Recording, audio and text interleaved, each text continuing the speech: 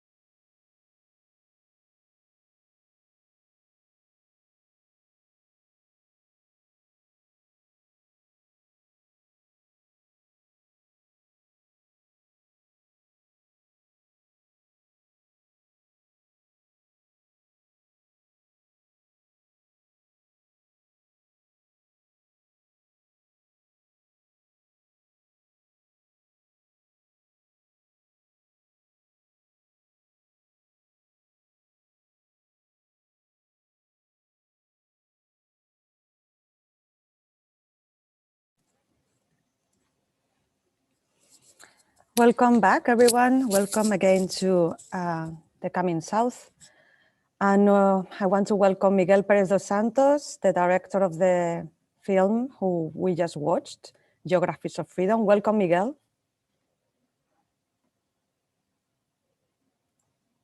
Thank you, Marina. Sorry, I was muted. Yes. So I briefly introduced your film, and obviously I watched it several times already, and I'm still impressed by the amazing archival research that you have done to put all these pieces together. And also, I'm deeply disturbed as much as the first time I watched it. So I can only imagine how difficult has been this work, this labor for you to tell that story. I was wondering if you want to describe on your own words the process and also what it means for you, this work, and how it connects to other works that you have been done before. And then maybe we can take some questions that are already in the chat, and also I have some others. Yes? Yes. Thank you for having me first of all. Yeah, going through archival footage may seem like a dull work, but it's actually, as you described, it's a very emotional labor to do. It requires some amounts of self-care and work labor, actually, because it's a lot of material, and to make something out of it, it's quite something. But it's still it's work that I think is crucial and has to be done, because archives are places of power, as Lyotard describes, but there are also places of narratives where narratives are built. And one could even go as far as saying that it's the place where this idea of a nation state and of a culture is built upon. And what you come across a lot, to be honest, is a lot of propaganda. What we may in the past not see it as such, but you come across ideas, standards, ideas, and dogmas about a certain nation, identity of a nation, but also, how can I say this? How a nation looks at its own history. That's also very visible from archive material. And once you take it out of that context and try to do something else with it, then it gets a new dynamic, I hope, at least. Yeah. The film touches upon many of the questions we discussed yesterday, among them obviously propaganda, although yesterday we had a beautiful session about communist and Marxist propaganda, and the propaganda you are talking about in this film is quite the opposite. We see how there are strategies of indoctrination that goes through the media, but also education.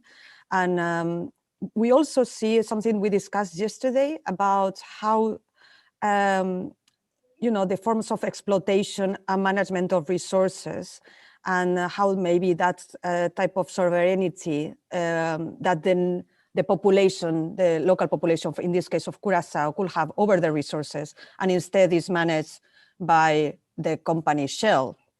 And it is interesting also perhaps to point to these different souths that we were talking about. On the one hand, the island in Curacao where Shell was located, and you can see how the bodies, territories, and resources are exploited by this corporation that ultimately depends and is part of the Kingdom of the Netherlands.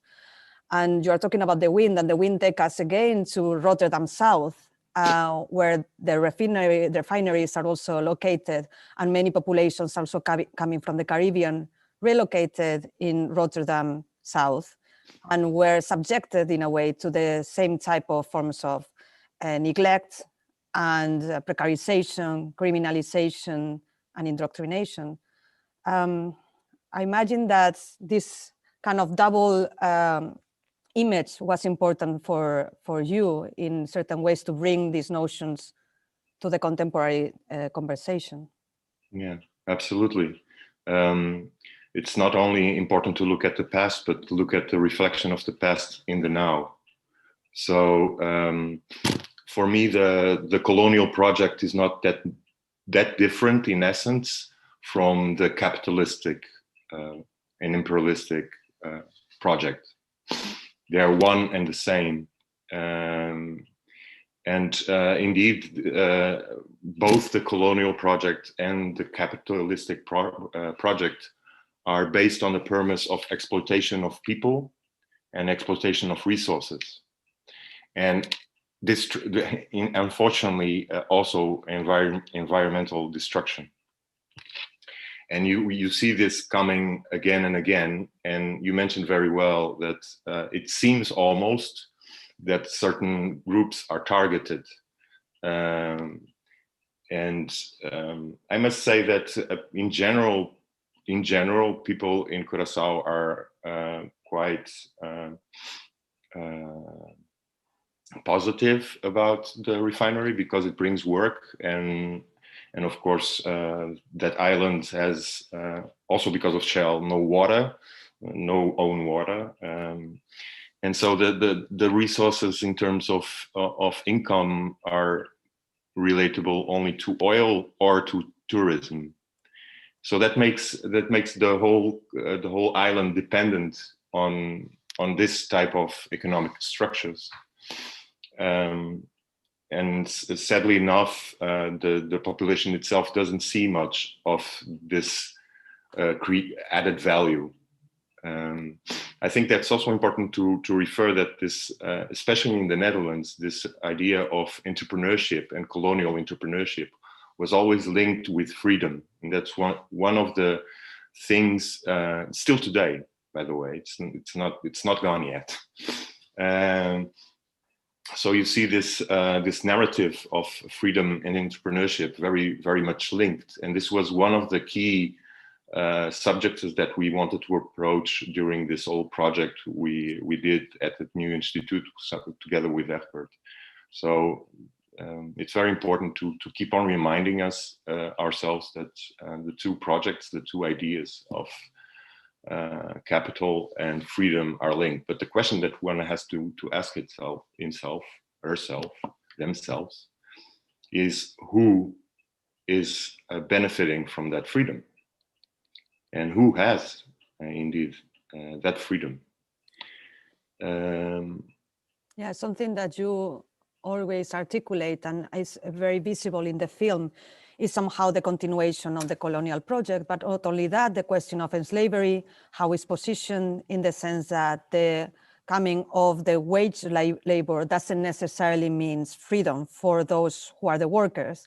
And is one instance in the film when one of the persons speaking talks about divide and rule and how Black workers work and Shell takes the benefits. So in a way, like what you are describing also on the island, how it operates on these two regimes, either through exploitation of resources and the usage of the human labor in order to create wealth that then is just going to Europe. And on the other hand, the influx of tourism coming from the European continent to the Netherlands into the Caribbean. So these two poles that in the way create these forms of exploitation and exotization of this territory are really clear in a way that you visualize them very clearly in the film. Do you think this is the case still today? Certainly, not only Curaçao, but in general, we still depend on our economies depend on environmental exploitation and the exploitation of bodies, racialized bodies most of the time. And a good example are sweatshops or somewhere else in Asia, or the structure keeps on being the same. And this idea of divide and conquer is very strong, told by that character in that film. because there is also this idea that one has to be happy with the progress and development that came from capital and from capitalism. And so any type of criticism that comes in that discourse is made invalid by this rhetoric of progress. But again, we must ask ourselves, for whom is the progress intended? You know, who is benefiting from that? Does the road come somewhere because of the people wanting to move, or is it because a company needs to get something to somewhere else? Yeah. So it's one of the things that bothers me a lot, is to see how we are played against each other while we are actually being exploited all.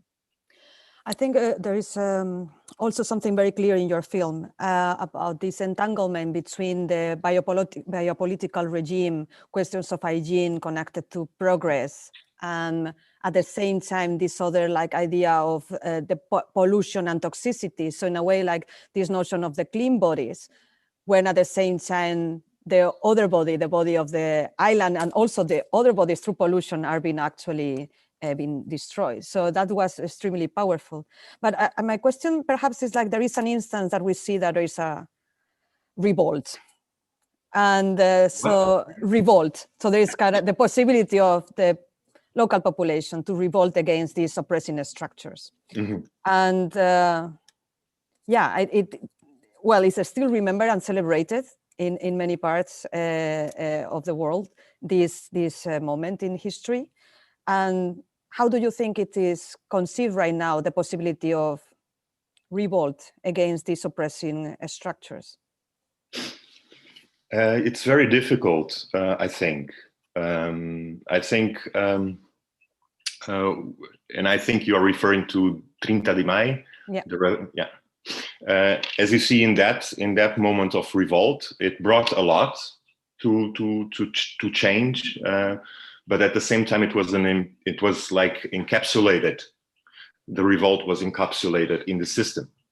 And this is what I'm more concerned about demonstrations, about this type of demonstrating one's ideas, is that somehow this system is so complex that it almost always finds a way to encapsulate discourses and not change. And I think that we have to think about strategies that are more focused on structural change. I don't know. I don't have the solution. Otherwise, I was doing that already. But my way of contributing to that is by trying to disrupt the discourse of progress, but I think that it's important to keep on looking for strategies to counter this type of strategies and this type of discourse. I think that's very important to disrupt, and because there's always also one of the things that came through our research project was how the judicial system works in protecting the system as it is, and that I find very problematic. That justice is not meant to be just for you and for me, but it's actually upheld to hold a system that's oppressive. Mm-hmm. And that's quite, for me, it's call me an anarchist, but I find that difficult. Going back to strategies, obviously we see here indoctrination through education. And in addition to, as an artist, you are an artist, a filmmaker, a photographer, but you are also an educator. And I know that you have shared this film with your students and was like quite interested and passionate response. How do you see education now playing a role in your practice, but also in bringing these conversations to other generations? And what are the experiences that you have when showing this film to the younger generations in the Netherlands that maybe are not that familiar, unfortunately, with this recent past? Yeah, and thank you for that question. Yeah, I just started teaching at Willem de Koning, and indeed, I find it amazing to see to interact with students. And my classes are most of the time that I show work from artists, also from me, but also from artists, from other artists, and get a discussion going. I find it very important. I think there's a big role to be fulfilled still in education, because in the Netherlands, but also elsewhere in the Western world and outside of it. And that is that our education system, as shown in the film, has a lot of loopholes. So it has some just like an archive shows a certain type of history. I think education also does that.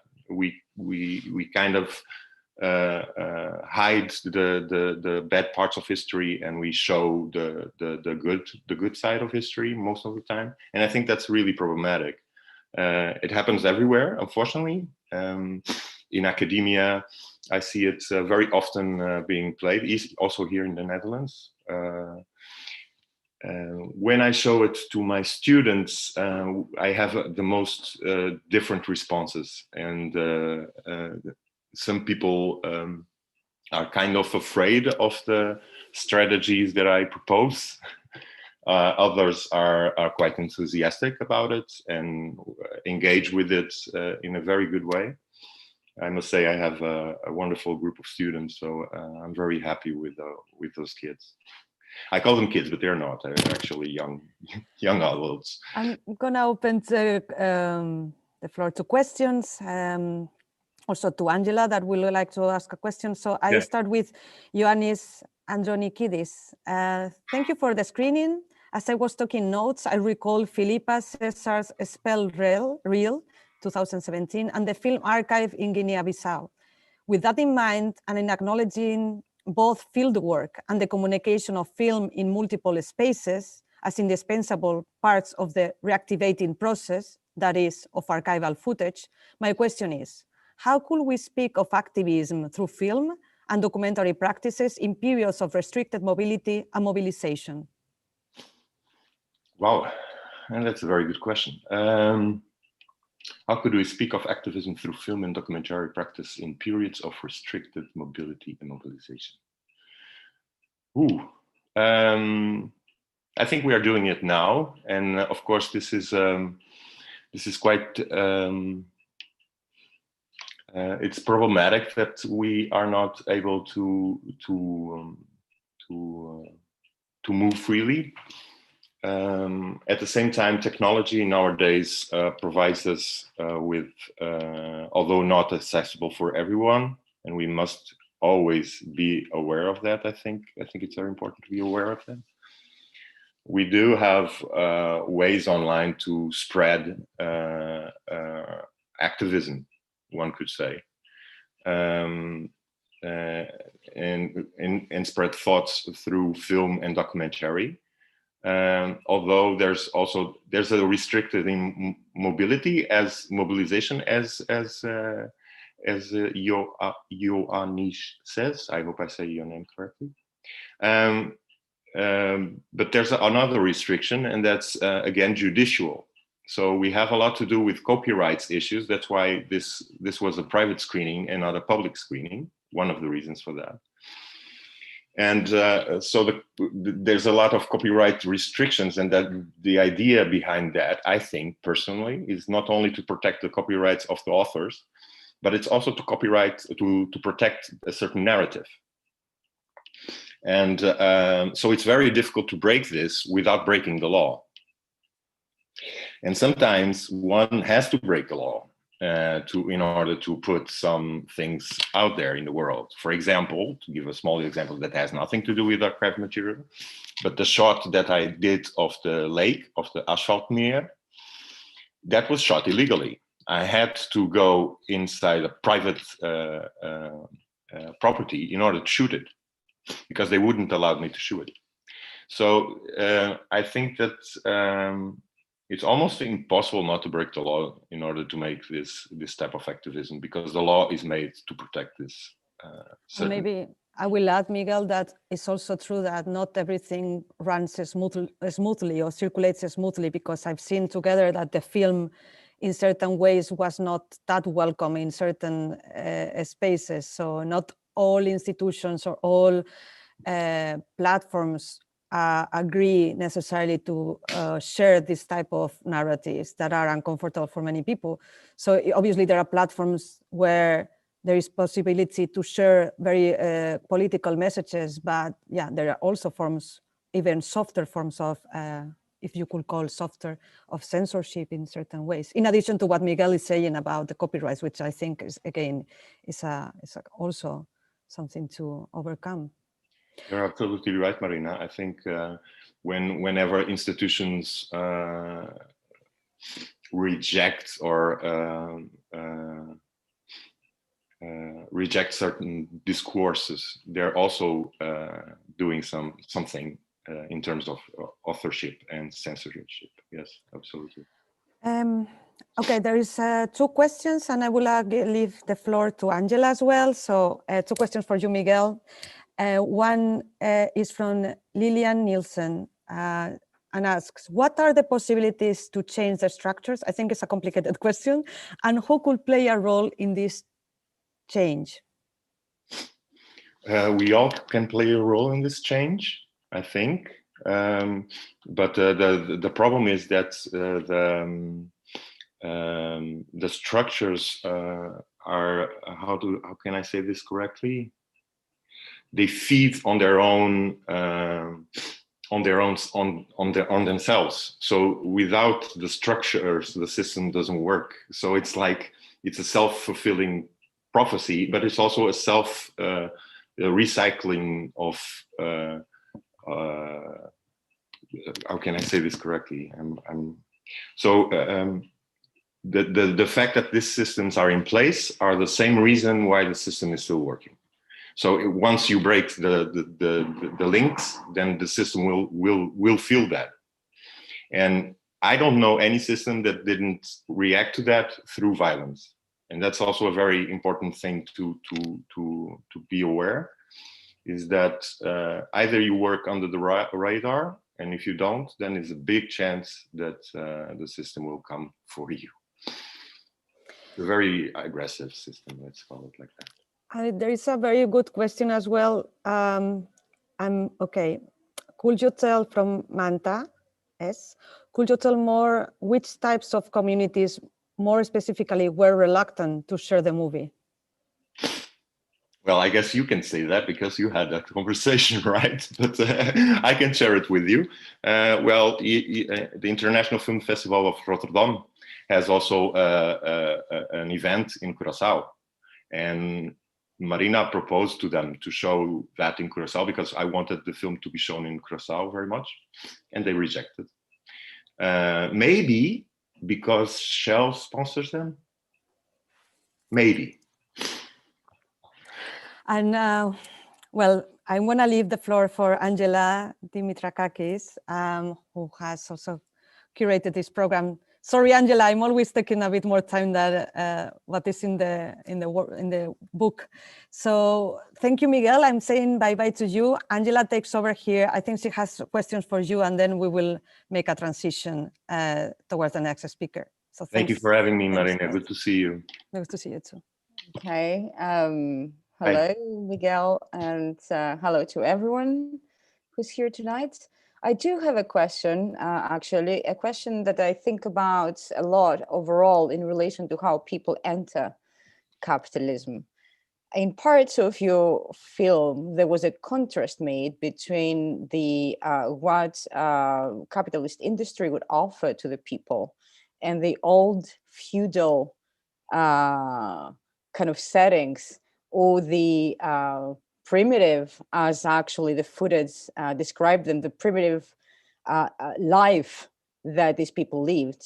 And what capitalist industry seemed to promise, it wasn't freedom, it was order. Mm-hmm. And I'm wondering, I mean, it was clearly order, it was a kind of biopolitics of order, that they would have hidden they would have, I mean, that's how the film kind of like opens almost. Mm-hmm. So I was wondering whether this actually promise of non-freedom, whether there was an exchange actually between some kind of freedom in what was called feudal, which I don't think was exactly like this, but I'm not sure, and the creation of the proletariat of Curacao, let's say, that actually people gave up freedom.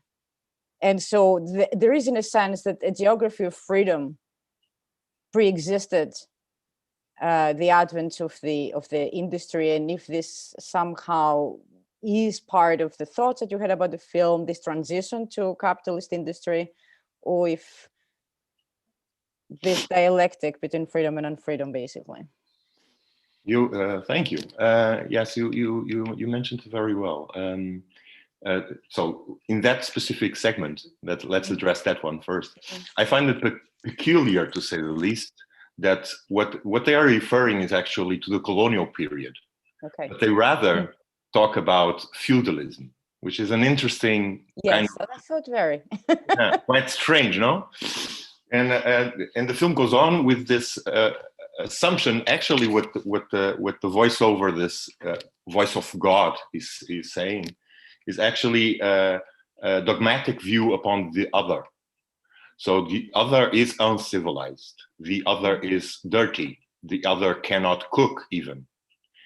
And I find this, to begin with, extremely insulting and extremely arrogant as well. And that's why I wanted to show it in the film, because if we look from it from this eyes and from this perspective of hopefully from the 21st century, we can easily see this dogmatic idea of the other as inferior, actually, basically. To go to your question about the difference or non-difference about labor force versus slavery. Of course, there's a big difference. I mean, the amount of rape, violence, death, especially in the Dutch colonial setting, is very well put in a book by Anton de Kom, We, the Slaves of Suriname. So I advise everyone to read that book, that gets a real idea of how violent the Dutch colonial project was. But in fact, one could say that in that structure of global capitalism, one gets trapped in this structure where you are creating health to somebody else that's already actually healthy. So it's a problematic issue. That's great. I mean, obviously, I would carry on with this discussion. I'm mindful of time. I want to thank you very much. It was an extremely informative and fantastically made film. So thank you again. We need to start from the extractive, I think, economy to look at today's topic, which is more broadly this dialectic between exoticization and de-exoticization of the South. So I'll move on to just say a few things about today's theme, and then introduce our first speaker. And thank you very much, Miguel. So welcome everyone to day 2 of the Common South, Struggles, Epistemologies, Solidarity. Today's subtitle of de-exoticizations is Tourists, Refugees, Capital. So this will be a day on which we focus on key antithetical perceptions of the South, organized through the ideological hegemony of the North for its domestic audiences. We're keen to recognize the violence that underpins the South as a desired exoticized location for realizing escapes that may notably involve the full spectrum of class positions in the global North. So the working class of the global North is not exempted from this desire, but also the violence that positions the South as the source of undesired mobility generated either by its failure to operate successfully as a capitalist economy, or even in recognition of the colonial trauma. So the dialectic between exoticization and de-exoticization of the South involves perhaps, especially the imaginary of an ethical as opposed to a political left that understands the situation of the refugees, but that is at the same time unable or unwilling to confront said privileges. So in many ways, this theme is the now. The theme of today is where we're now, is the present, this double identity of the South, with Europe and Greece, where I come from in particular, as a salient example. Greece is a tourist destination and also a hideous dumping ground for many years now for a humanity that the North defines as undesirable, refugees and so-called illegal migrants. And I don't know if everyone here is aware of the specificity of the horrors, of the non-obstruction, of the concreteness of the suffering that the necropolitical management of the dispossessed generates. For a lot of the data remains hidden. Reports are buried at the same time that the press purposefully, at least in Greece for the most part, and I know elsewhere too, constructs a properly fascistic, I wouldn't call this authoritarian, I would say a properly fascistic mentality around an invasion to our civilization, sprinkled with a great replacement threat of those who can't share a way of life. So one question here is, what is art's relation to this? And although I would say many, maybe the majority even of art workers are critical of the situation, art washing, what we call art washing, does take place in the periphery too, even if it's not widely reported in the fashionable art press of the center. So for instance, just days ago, the Minister of Migration and Asylum in Greece, known for his anti-immigrant far-right rhetoric and policies, offered 25,000 euros to the Athens School of Fine Art for a show of artists whose work presents refugees and migrants. And of course, underfunded public universities do not have the luxury of refusing the money and decrying such hypocritical gestures. So, to move on with the other theme, tourism, as regards the South as a tourist industry, we know that governments in the summer sacrificed the health of the populations in anticipation of the second wave of COVID-19 for tourism. And we'll leave the consequences in many places, I think, certainly in Greece. And this is besides opening the greater theme of the tourist industry and its relationship to colonialism. Its origins, maybe. So the very division of human beings into tourists and migrants when thinking about the question of the border is a relation that structures Southern economies. I would say their collective economic subjectivity is structured this way. And it is a relation that belongs to capital and more broadly, the world made by capital. And any oppositional imaginary, which is unimaginable as one that doesn't desire the end of borders, must think of this contemporary economic subjectivity, which is built around the politics of movement and containment that constitutes our condition. We cannot have a policy of wait and see with regards to how COVID-19 and the age of pandemics that is dawning will shape this as much as the art field. So this session is an opportunity to think about all this, which is very much a situation of the South. And with this, I will move on to introduce our first speaker, Yaiza Hernandez Velázquez, who is an educator and researcher at the Department of Visual Cultures at Goldsmiths, London. Her research focuses on art institutions, understood in a broad sense as sites of philosophical and political import, and on the way in which theory in its post-1968 inflection has both informed and curtailed those political efforts. Yaiza has an ongoing interest in the cultural lives of tourism and their embroilments with forms of exploitation that draw on colonial models, primarily as a member of the research group Turicom, and she was curator at the Centro Atlántico de Arte Moderno in Las Palmas de Gran Canaria, director of the Centro de Documentación y Estudios Avanzados de Arte Contemporáneo, did I say that right, in Murcia, and head of public programs at the Museo d'Arte Contemporáneo de Barcelona, or MACBA, as most of us know it. So, hello, Yaisa, the floor is yours, the virtual. Okay. Hello, thank you. Okay, gosh, there's a lot of reverberation. I think I need to, I was told to use a microphone, so I'm using this piece, but yeah. Okay. I'm going to also try to share my screen and deal with the sort of technicalities before.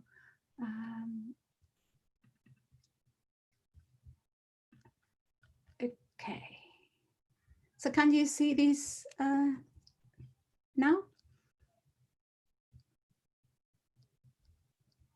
Yes, yes, we can. At least I can.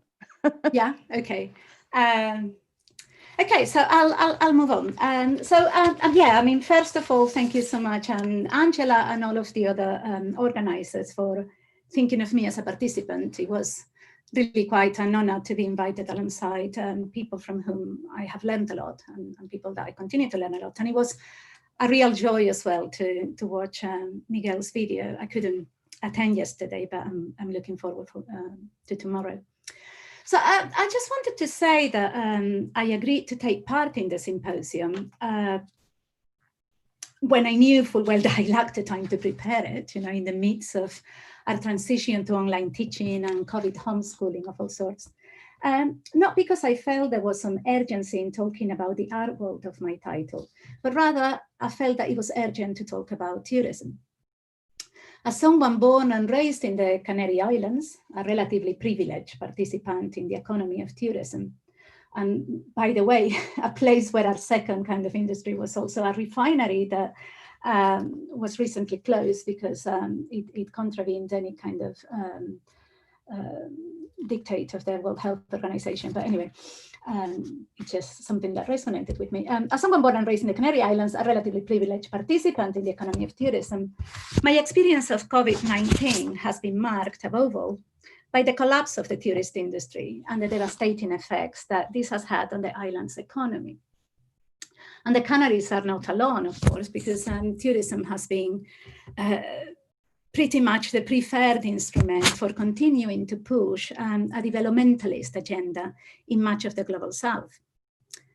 As Matilde Córdoba-Azcárate has reminded us in a recently published book, which I recommend highly to anyone interested in these issues, called Stuck with Tourism, the Mexican government literally collapsed the two, tourism and development, launching a campaign aimed at locals, aimed at sensitizing the local population to the virtues of tourism. And anyone who has grown up in a resort will be familiar with this. Under the banner of tourism is development, okay? And they were certainly not alone. So this is a 2020 campaign in Guatemala, which is only slightly reshaped. Tourism is sustainable development. Okay.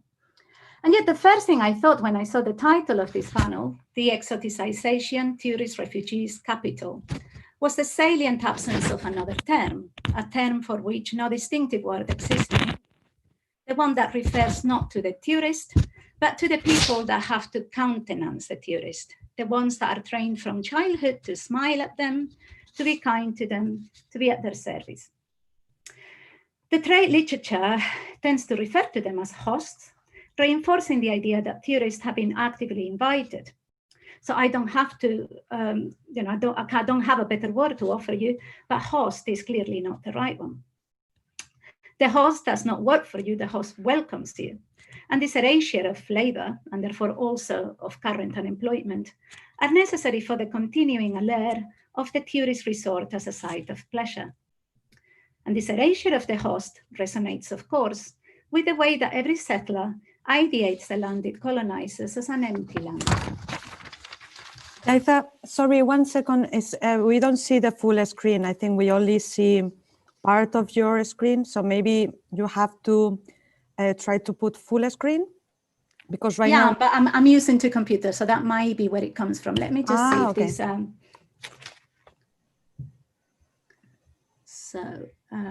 Oh.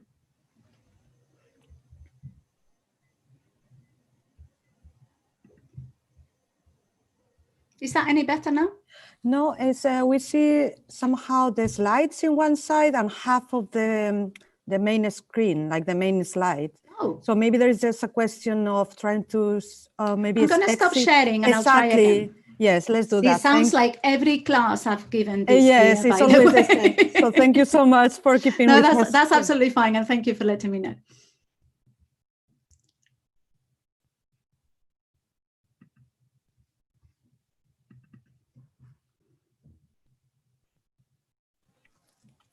Any join now? Yeah. Oh, okay. So where was I? Okay. So according to the World Travel and Tourism Council, the tourist industry grew by 3.5% in 2019, outpacing the growth of the global economy for the 9th consecutive year. A trade that, by the way, it shares with the art world, as we know, or rather the art market, that, as we know, has been outpacing the global economy pretty much every year since the last major financial crisis. So perhaps more startlingly, the same source attributes 1 in 10 jobs around the globe to tourism. But these are, of course, distributed numbers, and the industry is highly localized and highly concentrated. And it is primarily concentrated in the global south. In my islands, which are implausibly but Spanish, official estimates indicate that 35% of the local economy is linked to tourism, as well as over 40% of employment. And these are figures that do not take into account the so-called informal economy, of which there is always a great deal around tourism, including, of course, sex work. So it's hardly controversial to state that tourism has become the new monoculture of the global south, or to quote Hilary Beckles, the new plantocracy. If something significant has changed in the tourist industry since Fanon denounced in The Wretched of the Earth those national bourgeoisie that organized centers of rest and relaxation and pleasure resorts to meet the wishes of the Western bourgeoisie as a kind of internal enemy of the process of decolonization, is the diminishing role of national elites, increasingly sidelined and relegated, as Fanon also anticipated, to the role of managers by transnational ones. A process that in turn has reinforced the extractivist nature of the industry, so that more and more of the wealth that is generated in the tourist resort ends up away from it. As an aside as well, I think it's quite interesting that people, especially kind of in like urban destinations in the north, have only kind of caught sight of this with the rise of Airbnb, right? So Airbnb has this very obvious mechanism for the outsourcing of wealth, but one that is not much gentler when you look at very established tour operators like TUI or whatever. So the environmental, social, and cultural cost of the industry are rarely accounted for, so that in total tourism, while preserving an economy of survival, often ends up costing local populations more than it brings. Okay. But the turbocharged growth of the tourist industry was sharply reversed by the literal closure of borders.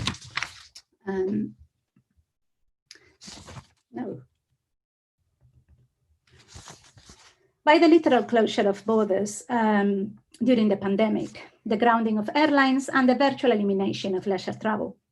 So now conservative estimates, as I'm showing on the screen, anticipate that the sector will contract by 80% by the end of the year.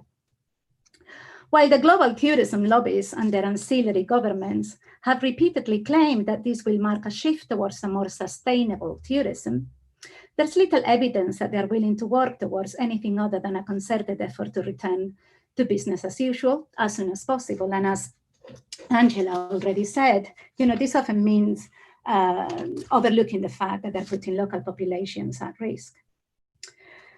So, I do not mean to dazzle you with statistics, but simply to underline the sheer scale of this industry and thereby of this catastrophe. A catastrophe that has been most violently felt in the global south, where levels of dependency on tourism tend to be much higher than the ones in my islands close to the boat, and where the short-term and highly extractivist nature of the industry means that little reserves or infrastructure have been built up in order to weather a shock of this magnitude. It is striking then how little cultural attention is paid to tourism generally, and indeed how little attention has been paid in the North to this crisis, beyond the occasional lamentations about not being able to fly to the sunshine over the holidays. So anyway, I was quite glad thereby to see tourism addressed here on a conference on the Coming South.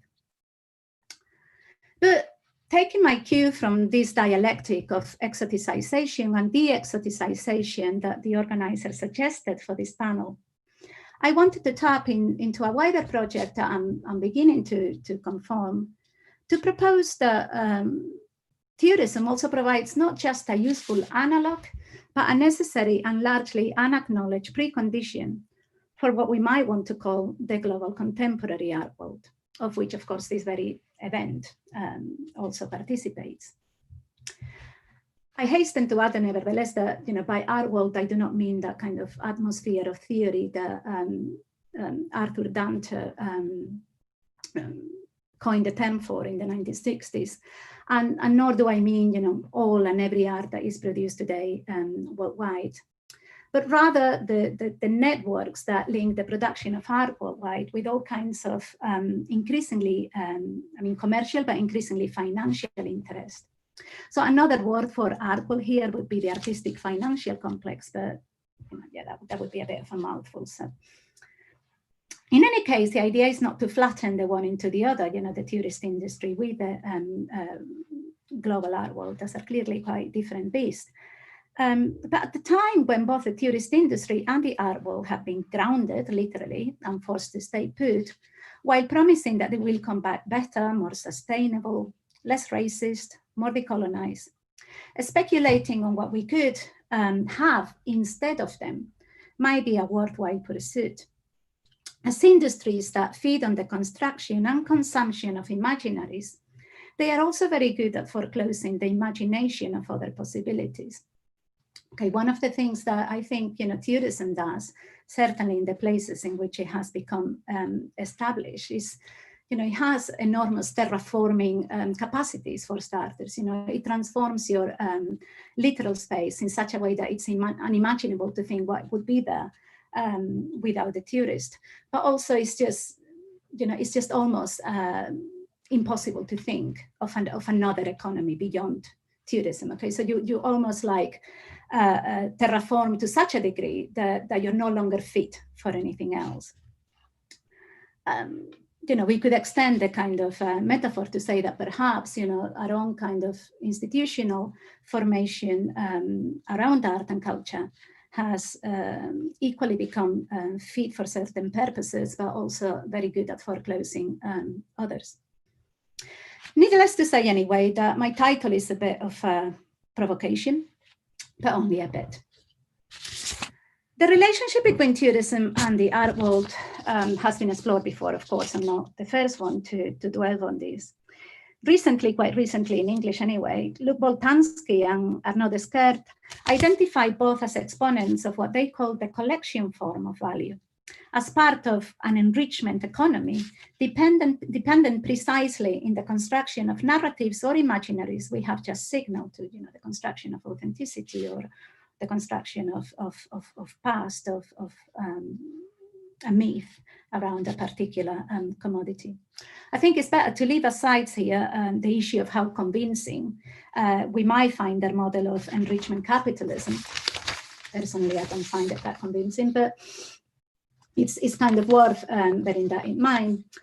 But also during the, what we might call the expansionist years of the art world, from the end of the 1980s to the financial crisis of the late 2000s, the boom in the construction of artistic landmarks and the organization of events under the aegis of the creative city, which at the point seemed to still be a kind of credible agenda, brought the imbrication of the global art world and so-called cultural tourism to the fore, so that this was extensively acknowledged and researched. But what's interesting to me is that the actors in the art world continue to understand tourism not as something they were invested in, something that they themselves perform, but as an externality of their entirely different industry. So that the tourist, like hell, is always other people. Relatedly as well, I think that what wasn't sufficiently acknowledged in a way, which is perhaps the wider part of the project I'm imbuing, even if I'm not going to go enormously in that direction today, is actually the epistemic depth of the very kind of formation, if what we might call the kind of exhibitionary complex of contemporary art in forms of tourist delectation, of tourist gaping at things. Okay. But anyway, those years I'm calling the expansionist years, were marked by a curatorial rhetoric unashamedly resonant with the colonial ideas of travel and exploration. So as we are, at least virtually anyway, in Rotterdam, let's revisit, for example, the catalogue text for the first manifesta held in this city in 1996. So now I'm going to read. Curators are indefatigable travelers who must do the rounds of studios, visit galleries, and move around cities. Their mission is that of an explorer who must not only describe the landscapes he or she has seen, but through the exhibition medium, sketch out the subtle lines that bear witness to the fleeting depictions of new terrain, for their purpose is not merely to shed light on what others produce, but create it themselves, to break it into the multiple facets that enable it to be temporarily decoded, and thereafter to migrate towards further truths. While the curator scans and charts creative roots of artists, the artist epitomizes the archetypal traveler. The artist always attempts to discover new places where reality has not wholly been determined, and there is thus room for creating new configurations and scenting atoms of possibilities and freedom. Creation involves a journey into dark depths from which one sometimes emerges with eyes bloodshot from the impact of what one has seen. So that last line, which could come from Conrad, quite directly. But anyway, I mean, I leave it there as a relic of a time when, people did speak of a borderless world without blushing. Okay, and this is part of what I'm trying to do at the moment, is to recover, to do a little bit of archival work, but of this very, very recent past, because I think it's quite illuminating to look at this discourse before, as it were, before it became corrected. Okay. What I would like you to trust me on is that this is not a one-off. As late as 2009, but there are many others, curator extraordinaire Nicolas Bourriot introduces the short-lived London Triennial by explaining that artists traverse a cultural landscape saturated with signs, creating new pathways between multiple formats of expression and communicating. So this is the place where he coins this expression of the artist as a homo viator, the prototype of the contemporary traveler, whose passage through signs and formats refers to a contemporary experience of mobility, travel, and trespassing. Artists who wander in geography as well as in history, giving rise to practices that might be referred to as time-specific. So leaving aside for the moment the weird mobilization here of Fabian's non-coevalness as a cool things that artists do, I think we can agree both that these texts are uncomfortable to read, but also that the structures that they are describing, that they're parasitic on, have actually remained unchanged. Okay, there is another genre, by the way, that I'm also trying to research, which is not, this kind of curatorial discourse of the curator as the explorer, but a genre where curators reply to local populations that have actively complained against the biennials very often that they have organized. So when local populations say, we don't want this, we don't agree with this, we think that this is not what we needed. I mean, a very recent example would be, for example, the Athens Biennial. Then there is a whole genre of curatorial responses that fundamentally tell local populations that they do not know what they're talking about. But anyway, I won't go there because that's not what I was aiming to discuss. So in the sort of intervening time, I think that what we can say is that the increasing financialization of the art world, that we also won't dwell on here, has meant that despite the long-standing attachment of art institutions to national schools, as well as to the strong differentiation between national markets that allow for the inequalities of the field to still be traced more or less along state lines. Tendentially, their importance can be said to be residual rather than dominant. And of course, in this, the strong emergence of China, but of Asia as a whole in the art market is not insignificant. So it is instead the case that even national reputations are becoming the retrospective product of global recognition. So the art world, like the tourist industry, has increasingly been transnationalized, and the consequences of this are similar for both. So if developmentalist projects in the 20th century relied on the social reproduction of some part of the local population, 21st century developmentalist projects around tourism, of which artistic landmarks and events are just a part, are less dependent on this. So they can simply move on when resources are depleted. For example, the modus operandi of the biennial, and we could actually add, as we are in Rotterdam, perhaps of the itinerant biennial in particular, which is repeatedly named as the privileged state of the global contemporary art world, perhaps because art fairs are too tainted by their close connection to money, often involves a siphoning of local resources to produce an event aimed at an international market that is meant to be devolved to the local population, both via their access to globally excellent art and the externalities, that is the cultural tourism, that it produces. For local politicians, which I think are often overlooked when we discuss these things, these kind of projects have the added attraction of being realized and yielding results and headlines exceedingly quickly, just as tourism does. I mean, there is a mantra when you argue for alternatives to the economy of tourism, that you create jobs with tourism in the time that it takes to build a hotel, so that in a sense, the kind of project-based nature of the contemporary art world might be quite keenly attuned to this logic as well. So this makes them more attractive than investment in long-term cultural infrastructures that would allow for the local population to produce rather than merely receive their own cultural forms, from libraries and social centers to choirs and whatever else might emerge there. Funds that might have potentially been used towards this are thus redirected and often never achieved or returned. So this means that for those in the periphery or semi-periphery, a globalized art world has not necessarily meant improved access to global cultural resources, but often instead increased competition for national ones with steeper conditions of entry in the professional field per se. So this is the case even when local cultural productions, as we have seen recently with the rise of interest in contemporary indigenous work, enter the market, as they enter the market in highly individualized ways that both fail to redistribute and account for what is lost as these artworks leave their place of production. And this is, of course, again, another colonial trope. This move, after all, leaves the colonial trope of the universal collection untouched, even when curatorial choices might be less obviously aimed at establishing hierarchies.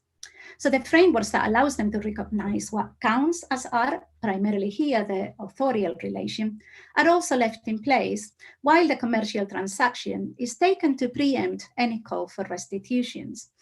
I think this is something that I just wanted to mention, because I've tried to sort of start this conversation about restitution in contemporary art institutions, and it's always kind of taken to be a kind of something that doesn't apply to them. Purely because their acquisitions seem to be mediated by commercial transactions, like assuming displays, assuming thereby the kind of ethical and political kind of legitimacy of all of those transactions, which, as we know as well, especially in the market for indigenous artworks that I've just talked about, is far from being the case. But anyway.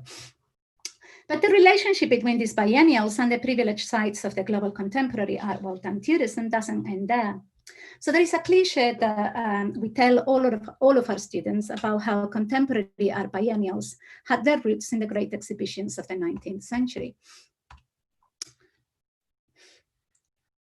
Despite the contemporaneous rise of modern art museums and the gaping imperial gaze that gave rise to such fairs, We have remained steadfastly attached to the idea that modern art museums are secular temples where we perform civilizing rituals, or schools for a new kind of pedagogy, or laboratories for novel experimentation, or even factories of art. So we have, like an endless stream of metaphors, but we are never happy to see ourselves as theorists gaping at things. And even if speaking of origins as little of what things have become, it might be worth remembering that it is in the great exhibitions that we find the first prototypes for the stage authenticity that the theorist resort would inherit. Examples of which we can see here. These are very famous examples, by the way, and Timothy Mitchell, of course, has discussed them before in detail. So the Egyptian Street in 1889, Paris International Exhibition, and the Japanese Village at the same time. One could argue, of course, that the global Y-cube of the contemporary biennial seems miles away from these regional cliches. That they would obviously be right, but so do today's resorts that have largely forfeited or marginalized the appeal to regional features, opting instead for a kind of replicability that makes the experience of the resort feel as safe, familiar, and comfortably recognizable, as carefully staged as the gallery one. And I think there's been a bit of a lapse with this, because there's a very influential idea put forward years ago by Dean McCannell about the notion that theorists were in search of authenticity.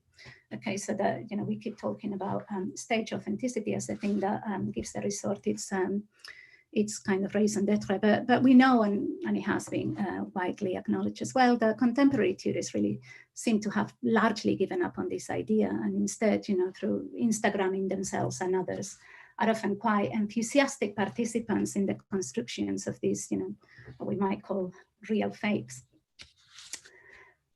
So if we are happy to go with me in seeing this kind of similarity or this appropriateness of the resort as a metaphor through which to understand this kind of global gallery space, we can also say that there is in both a principled indifference to the locality that surrounds them, so that biennials look and feel the same, regardless of where they are, even when their locality is relentlessly used as part of their narrative building, which is, again, something that we find in resorts. Moreover, they can both be understood as gated, or even when they are not physically close to the local population, that are not primarily aimed at them. Indeed, biennials, especially biennials of the Global South, most often mobilize their local populations, not just as workers or providers of services, but as hosts, sometimes literally as people that have to welcome and smile at people into the compound. And this, I would suggest, often extends to the participatory projects with which local audiences are frequently encouraged to engage. This is, I think, particularly unfortunate when we think that, the kind of contemporary global biennial boom starts with the Havana Biennial that had, very different ambitions, or, we think of the pedagogical experiments in the biennials of Sao Paulo, which I think, function in extremely different ways from the one that has become most dominant. Anyway, I'm aware that there's little time left, and I have given you this fairly broad brush proposition. So I would like to end by suggesting that as cultural artistic workers, we need to accept our own embroilment with the links that tie the way we are globally with wider extractivist networks that actually hinder rather than enhance the possibility of cultural practices expanding beyond what the still universalist case of the global contemporary can see. Escaping the resort doesn't mean taking refuge in localism, inwardness, or regionalism, much the opposite. It might necessitate the reinvigoration of transnational alliances that are not based on networks of transaction, but on shared energy and political projects for emancipation. And that is indeed what the Coming South could mean. That is to say, this is an art understood not as the disembedded product of a particular sensitivity, but as the imagining of possibilities beyond the extant, and the work of liberation from present material conditions. And here is where I perhaps, my own work differs more dramatically with some other thinkers of what decolonizing the arts might mean. because I think the dominant kind of route has been to opt for a new aesthetics, for a kind of renovation of aesthetic sensibilities, and perhaps my move would be to move away from this engagement with aesthetics that has, as we know, of course, in a very racist origins in itself, and actually reclaim the liberating aspect of art. So to place liberation as the thing that allows us to recognize the artwork rather than the aesthetic. But anyway. For this, I believe we need to reclaim the truncated legacy of radical cultural policies and instituting practices that situated themselves not on the side of a spurious universal, for which a global contemporary is but the latest avatar, but firmly on the side of local struggles for liberation and decolonization. My own work has found inspiration in the so-called museologies of liberation of the early 70s in Latin America and the cultural policies of the Allende government and the early years of the Cuban Revolution. Yesterday, I could not join you there, but I know that Tim Chak talked about Ospal in Cuba and Lekra in Indonesia. Okay. These are not, they're kind of fashionable in the way that the whole kind of Bandung project has become fashionable, but they're kind of, they seem a kind of improbable projects to carry out, and perhaps tainted by their somewhat popular fronts of aesthetics, as it were. And I think the point is not to bring back these models intact as museum relics, but to use their sheer ambition as a challenge to those who might tell us that all we need to decolonize ourselves is simply to bring a bit more diversity to our staff room, our collections and exhibitions, while leaving our institutional structures as they are. So to conclude, an art world that works from and towards the coming South must free itself from the extractive chains that it has become dependent on, even if that means renouncing the misery wages that they currently offer. And the question of how we might achieve this, which is the same question that tourist resorts ask themselves every day, is not an easy one to answer, okay? But I think that we might perhaps use it as a starting point for any further discussion. So I think I'll leave it here. I have no idea what I've done for time, but hopefully I'm short rather than long, because that's what I aimed at. You're good. Thank you very much, Yaiza. As always, a very rich paper, which is great. We will start the discussion and we'll be taking questions as they come in. I think that when we're dealing with tourism and what's happening with this at the moment, it's literally something like an existential threat for many countries. It's literally an industry. And I know that in an interview, Susan Buck-Morse, who started her work, like her research in Crete many years back, she already perceived in the late 70s that tourism was the industry of what the island of Crete in Greece was about. And I think that a lot of the things that we see as the national reclamation of this or that, or restitution, of this or that antiquity, piece of antiquity, for instance, around the Elgin marbles for Greece and so on, it really has to do with this existential threat that this is like the economy that can only sustain a place. And the situation is getting more complicated as the pressures of capitalism get more advanced, if I can put it this way, in the sense that I think that art tourism in particular has many sides. It's a classed terrain in the sense that you can have wealthy collectors, you can also have very precarious and poor art workers whose only joy in some ways is this obligation to travel and meet and build political projects that are transnational.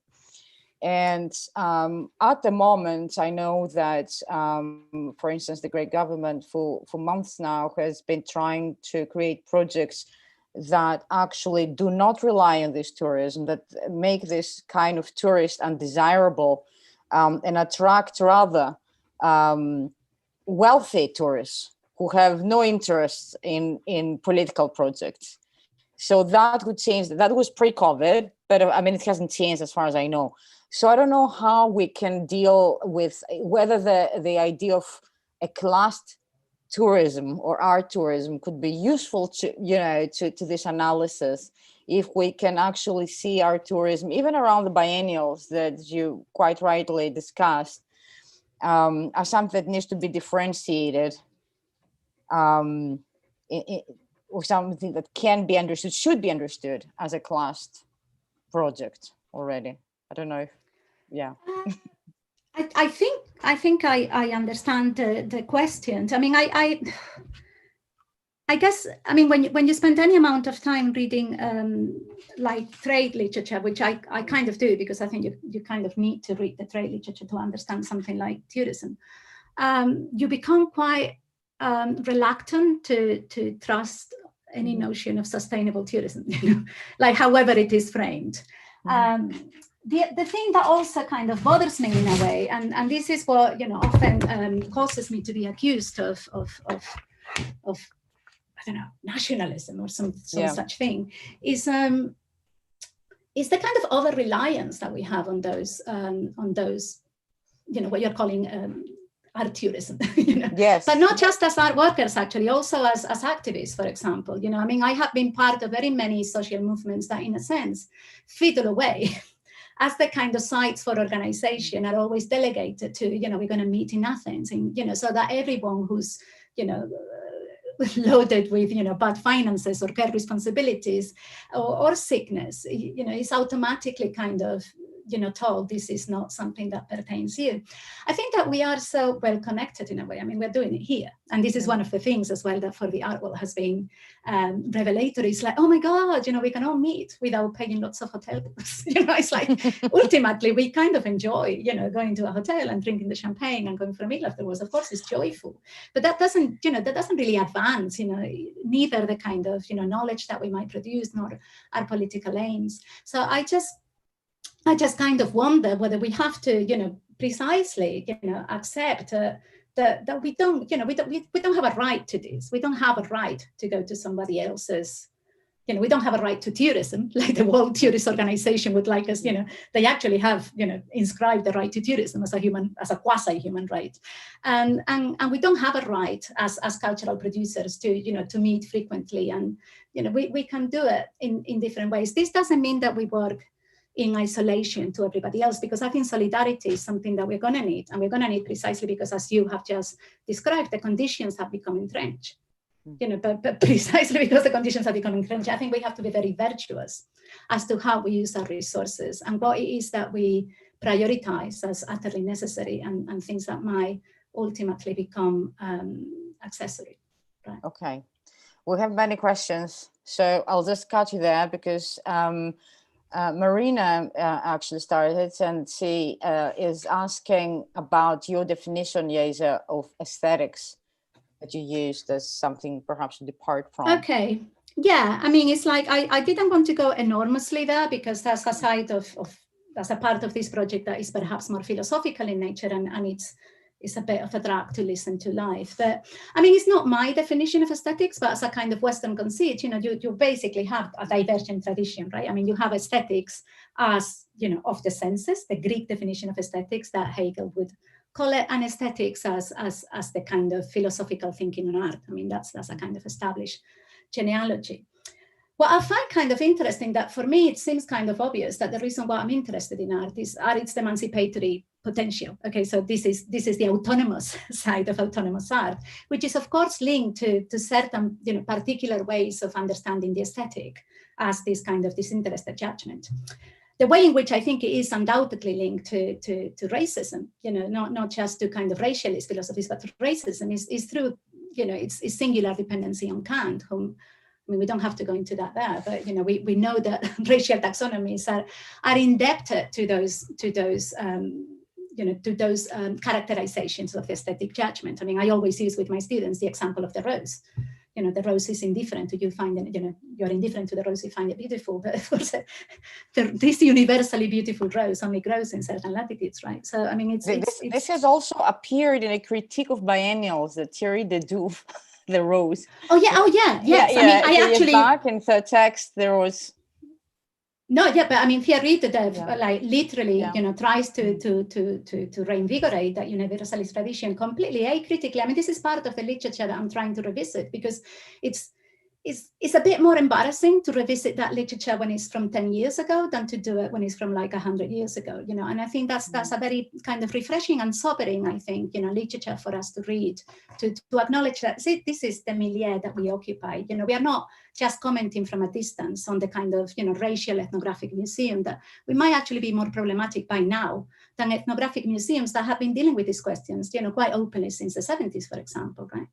So, Okay. but yeah, that was the kind of sense. I mean, and the reason why I kind of mentioned this is because I guess that I'm not, you know, I know that a lot of colleagues who are, you know, equally motivated by a kind of attempt to decolonize these structures, you know, have opted for, you know, thinking about decolonial aesthetics. You know, the Rolando Vasquez, who would be probably quite familiar to you from where, you know, would be the kind of clearest example, but not just, you know, and that to me just seems somewhat unconvincing, but that's just, you know, it's a bit more of an aside. Okay, Marina, probably you've got something to answer, but you can't because we have more questions. So the next is from Ioannis Andronikidis, and he says, thank you very much for your presentation. I was thinking of the way Suzanne Bacmos, again, has emphasized the positionality of bodies in relation to the different treatment of those same bodies outside tourist settings. I was wondering thus whether there are some tools through which to rethink the exceptional positionality of migrants and refugees' bodies, as is asserted by neo-fascisms and right-wing governments' restrictive policies. Could those narratives be contested through decolonizing artistic or cultural practices? Well, I mean, it's a complex. Gonna write another paper. Okay. I mean, it's like by definition they would be, right? I mean, otherwise you're not doing the colonial practice. But I must say I had a slide that I didn't show because I'm always, whenever I give a paper, I'm just really eager to get to the end. I just think I just want to talk to people. I hear the sound of my own, you know, that's what I do for a job, as it were. And this to me seems a bit more joyful, which was, you know, drawing from what Angela was talking about earlier, you know, this redeployment of tourist resources, tourist infrastructure to house migrants, and how that, you know, has created its own kind of industry and its own kind of, you know, levels of corruption as well. I mean, in the islands where I come from, we had this very absurd moment when, because of the COVID crisis, we had a kind of so-called second crisis of migration. The first one was in 2010. So, you know, you can work out how these things, you know, how these waves come and go. But the tourism has collapsed. So really, literally the only viable kind of income that the industry has at the moment is to house the migrants, to house the refugees. And this has happened, but it has been, you know, it's been almost like a necessity to continually, you know, go to the papers and say how disgusted, like literally disgusted they are, that their infrastructures are being used for this. And, you know, we need these refugees to leave their compounds as soon as possible, despite the fact that, of course, these people are, you know, actively taking money and nobody has, like, you know, forced the military on them. So it's been, you know, it's been quite interesting to me that precisely, yes, I mean, the host might become the tourist, okay? Those positions are interchangeable, but what you cannot have is the refugee becoming the tourist. I mean, that's almost like, you know, the binary that was created, you know, when tourism was created is kind of tense up there. But I guess the thing, you know, the way in which those things become interesting is when you have, you know, unemployed tourism workers, you know, sharing the queue on the food bank with the refugees, you know, establishing solidarities through, you know, their share kind of dispossession. And I think, you know, I'm not sure that anything's going to come out of that, but I think that if there's hope anywhere, it might be there. It might be in those moments of recognition. Okay. Yes. The next question, I mean, there's a question from Lee whether this paper might be made available, but, you know, we'll skip that. We'll go to the next question from Mantas S, saying this has been a very interesting juxtaposition of consumerist tourism and artistic systems.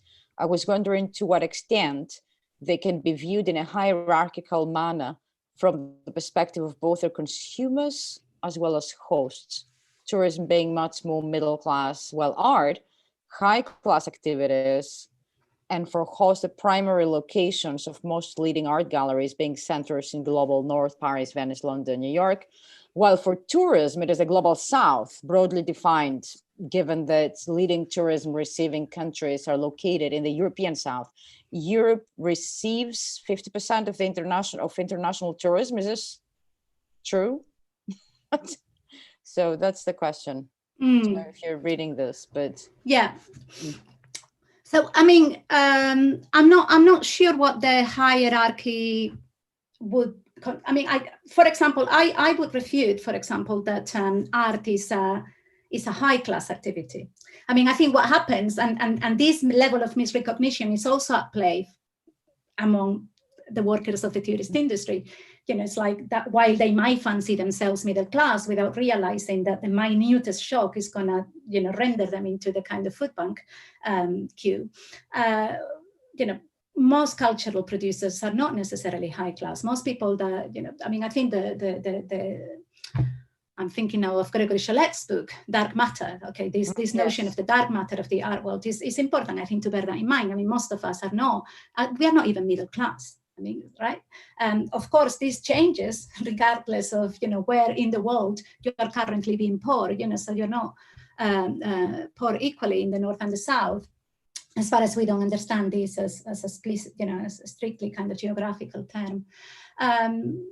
So I think it's very often, you know, a matter of misrecognition, because the people at the top, you know, the people at the top of the art world, the buyers and the collectors and this and the other, of course, you know, they are part of the 0.01%. But, you know, we could say the same thing about the people that own the hotels. And what I'm trying to claim is that we are not, you know, we are engaged in similarly sort of, you know, parasitic relationships. You know, we are not their fellows. We're not their peers. We're not working. No, we're not. And I mean, I know for a fact that for sure the biennial art industry, if I could put it this way, can't even afford hotels, obviously, unless they're given as a kind of like in-kind sponsorship.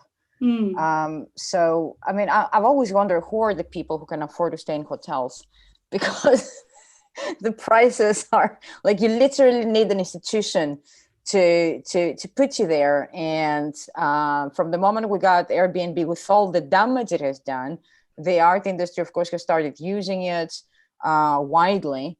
In addition to informal, it's almost like couch surfing. I don't know if people here remember this practice where you just, I think I'm old enough to remember it. People would go and stay in someone's couch, and there was the obligation to reciprocate.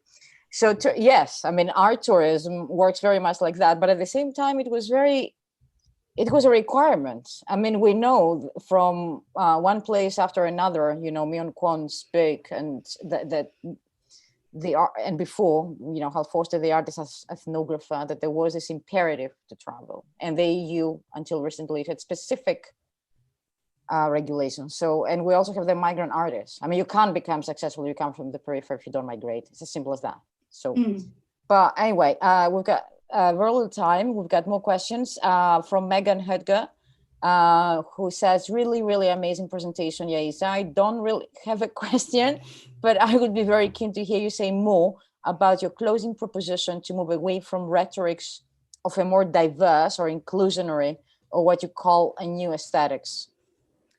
Okay, I mean, the last question we'll take. For anyone who's been, you know, in a British, you know, in or around a British cultural institution or British university for the last 3 months, this would be very much in their mind. I mean, I guess the problem with diversity is that, I mean, it's like, just to kind of clarify things, this is not to say that in the short term, I don't, for example, acknowledge that you know, not acknowledge, but actually actively encourage institutions to diversify their staff, which I think, you know, as a practical measure might be the most urgent. You know, that might be necessary if you're gonna try to claim that you are no longer racist, which is something that a lot of institutions seem to be in the business of trying to achieve right now. It's something that is quite hard to it'd be hard to get there when, most of your staff or all of your staff, are white and middle class and from a particular sort of demographic. But the problem, so the problem is not that I'm kind of against it. The problem is that I think it's insufficient, that it's incredibly kind of meek in a way, that decolonizing is something a bit more challenging, right? I mean, it's like in the classic Fanonian way, it doesn't come without violence. So it can't come by sort of leaving these institutions as they are, and then, hiring a more diverse staff force, and then, this collecting thing. This is another thing that has come, quite often with conversations with people that work in museums, that the first thing that they talk about when they talk about decolonizing is diversifying their collection. And the fact that this is actually their classical museological colonial gesture is constantly overlooked. So it's like, that we have a collection in which we find particular gaps. And so we fill these gaps that we have identified while leaving the collection pretty much, establishing that other, and thereby, even including you as a gap. That's not, so, I mean, I guess what I'm talking about is that this would actually demand something much more, much more radical. The thing is that perhaps, what I suspect is that the kind of thing that it would demand would be, both radical and more humble. I mean, the kind of institutions that I think are more hopeful right now as offering something that we might call the kind of art world of the coming South, if we want to echo the symposium names, are much smaller. And yes, much more localized. But, I always say, to me, localized is also today a very, it's like I live around people that are from everywhere. I'm from everywhere, so those working around problems that traverse us all in a particular locality, but working from material conditions that we need to, basically they're coming together to overcome something. It's in itself a very diverse task, as anyone who has been inhabiting an assembly, for example, would be able to tell you. We're not going to go into institutions for now, because you have a great point, Miguel, who is our previous speaker and filmmaker. And unfortunately, we can't go. We've got, for now, thank you very much, Asia, for this super exciting paper. And we're going to move on to Marina, who is going to introduce our next speaker. Yes, I hope to see you soon somehow. I don't know. Bye. Thank you so much, Jaisa. I was thinking as you were talking that my PhD was about circulating institutions. I was quite a critical understanding of cultural institutions and curatorial practices. And after that, I've been one of those curators traveling the world and working in different biennials.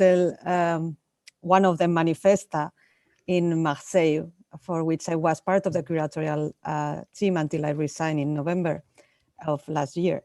So I very much agree with many of the points. So in my case, it's not like digging in the previous past could be even more honorable than in my recent present. So thank you for thank you for your paper.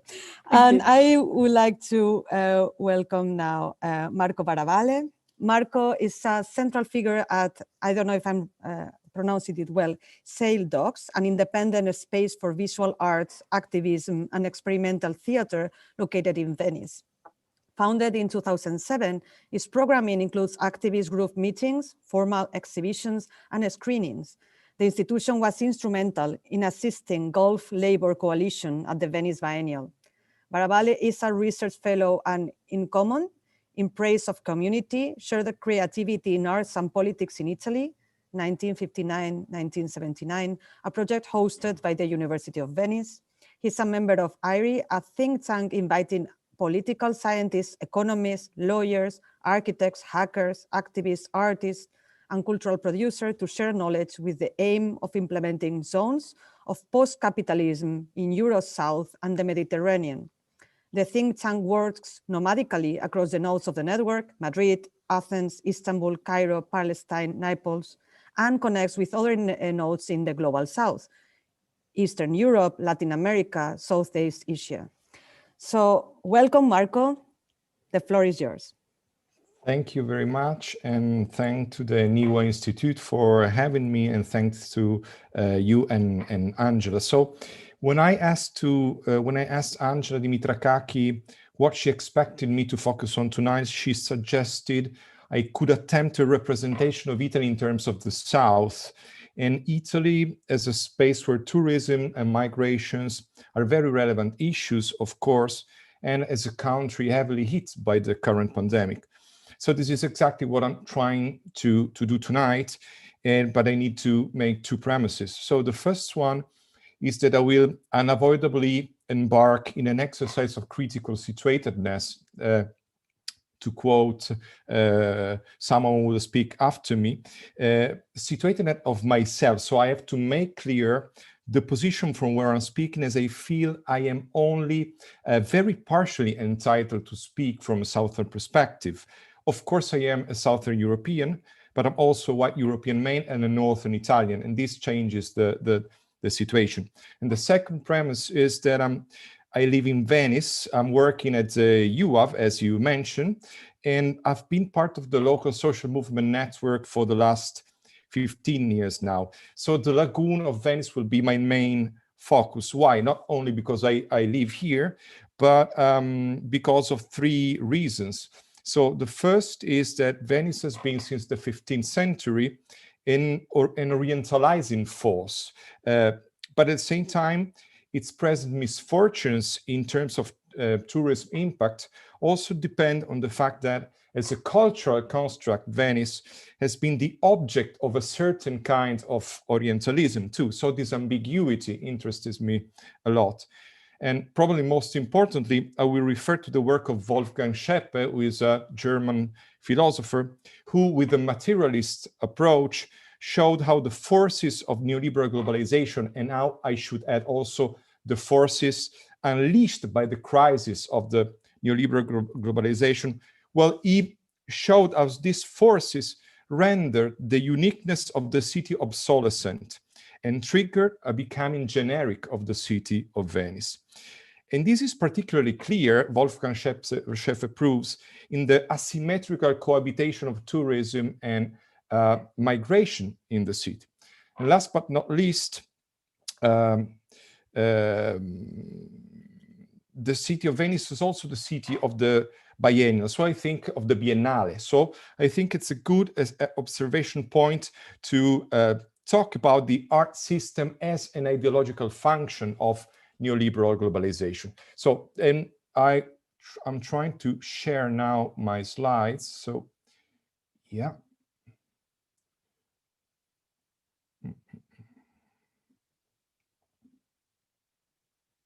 Do you see my screen now? Yes, perfectly. Thank you. Okay, perfect. So I will begin by reading these few lines written by Ian Chambers, who teaches postcolonial studies at the University of Naples. And he writes, such a South as the subordinated, repressed, and refused rest of the world is a mobile category that operates along shifting scale from the south of Italy, the south of Europe, the southern shore of the Mediterranean, to the further south of the world, each with its singularities, but simultaneously entwined in a subordinated commonwealth that is continually reassembled modernity along other non-authorized lines.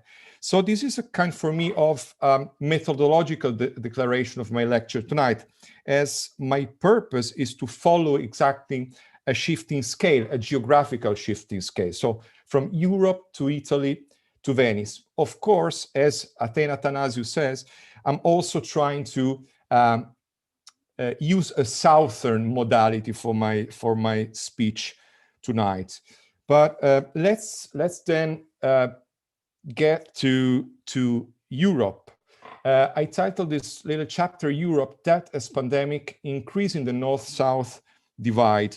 And I think in order to begin this, I have to give a few figures, just a few figures. These are updated to yesterday. So till yesterday, the total cases of COVID-19 in Italy were 1.89 million, while the death related to COVID till yesterday were 67,537. So we are paying a very high, as a country, we are paying a very high price in terms of loss of human lives. And also I made a little exercise. So I tried to see how the national public debt of Italy grew from February until September of this year, and I compared it to the same period last year.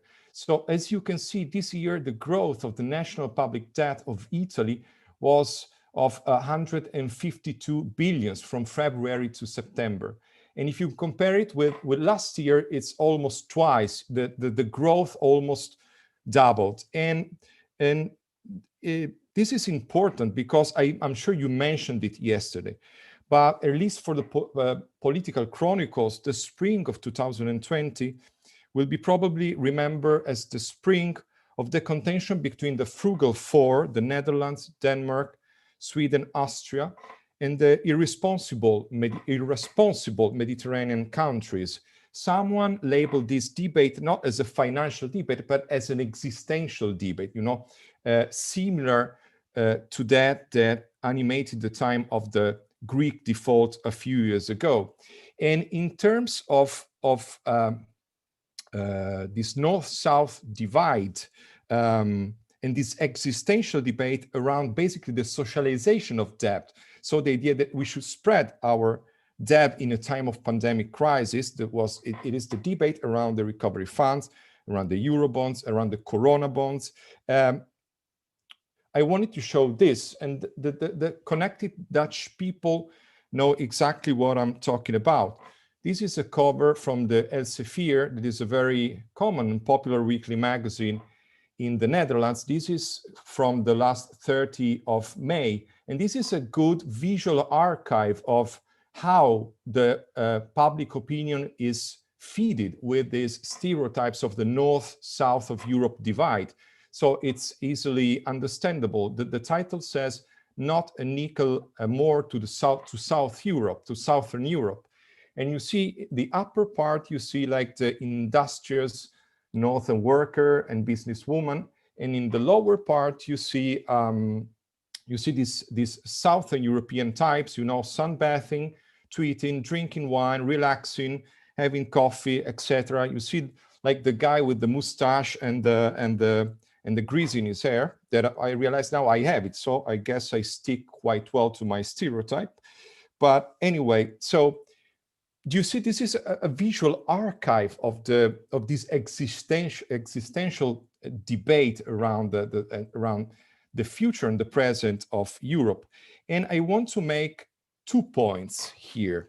So that the increase of national public debt in Southern Europe or in Italy has little to do with Southern laziness. On the contrary, this emergency presents 2 main causes. It's quite, obvious to say this, but I think it's still important to say it. So on the global scale, what a number of studies highlight is that extractivism, as the peculiar form of capitalist relation to non-human nature, is responsible for the outbreak of the pandemic and is multiplying the possibility of new spillovers. So many scholars tell us that as long as we keep on narrowing the space of wilderness, as long as we, let's say, foster a sick proximity with wildlife, as long as we try to extract the most out of non-human nature, the more we will have problems with possible epidemics and pandemics.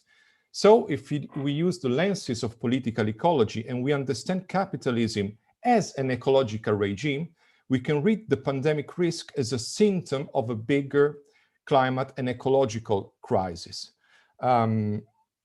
Political ecology, I think it's very relevant in many different versions, I would say. The Capitalocene, as studied by Jason W. Moore, the Negrocene as studied by Malcolm Ferdinand, and so on and so forth. We don't have time to go in depth now, but let's shift scale. There is another paradoxical reason for the high costs that Italy is paying in terms of lives and in terms of finances that has nothing to do with Southern laziness. But on the Italian scale, our healthcare system was unprepared because the last 20 years have been characterized by massive cuts to healthcare public spending and by neoliberal reforms that started in the 90s. And these neoliberal reforms went exactly in the direction of limiting public costs. So exactly what the European austerity is asking the South to do, the direction of limiting public costs in favor of the privatized healthcare structure, and also in favor of the transformation of the public healthcare structure in terms of a profit-driven structure. So, and this transformation caused particularly dramatic effects in Lombardia, which is not the poorest and the southern Italian region and a southern Italian region, but it's the richest, the more globalized, and the region that had the most modern healthcare system that was restructured according to this neoliberal receipt. So this is quite paradoxical, but is important. And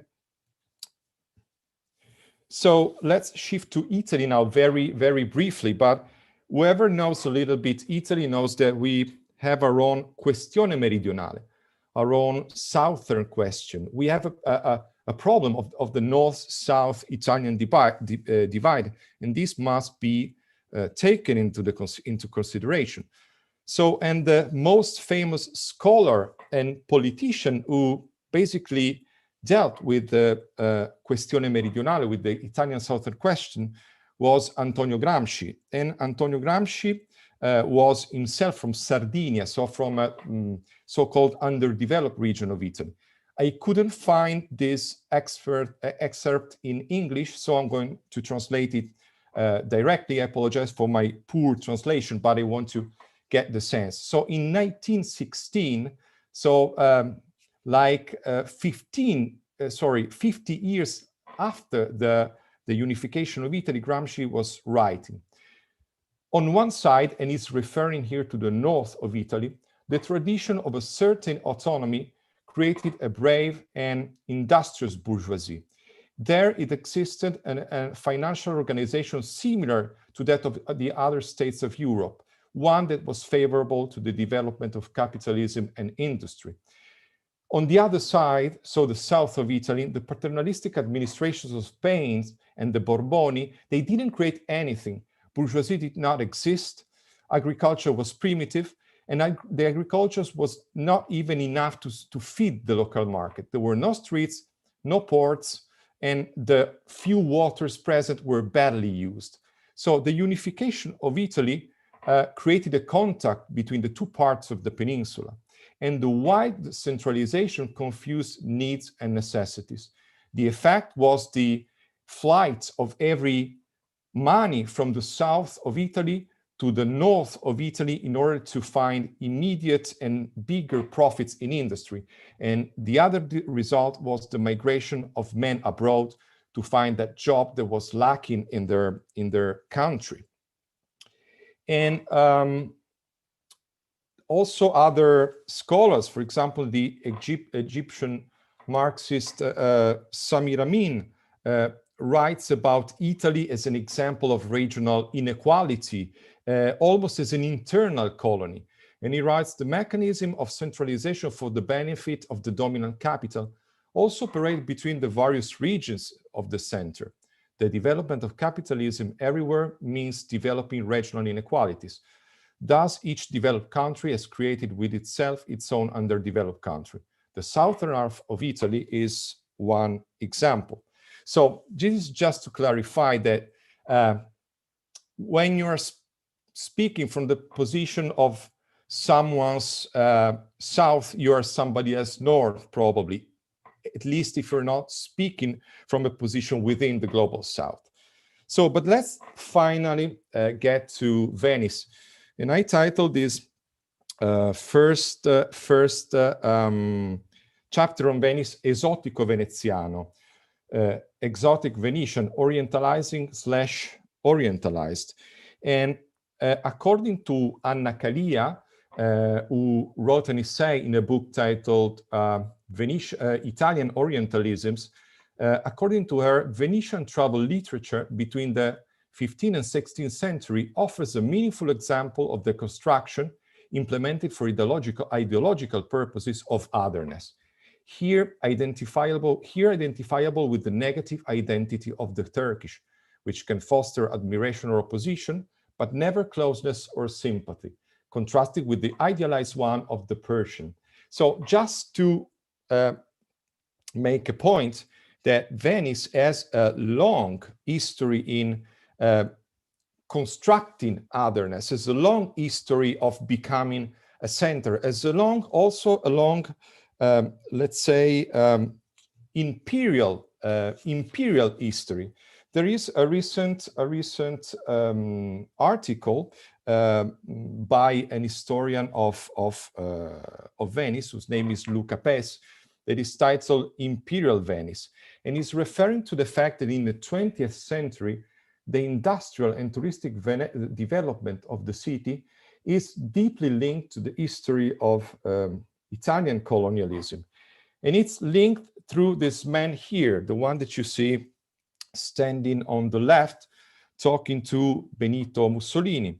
And the name of this man was Giuseppe Volpi, Count of Misurata.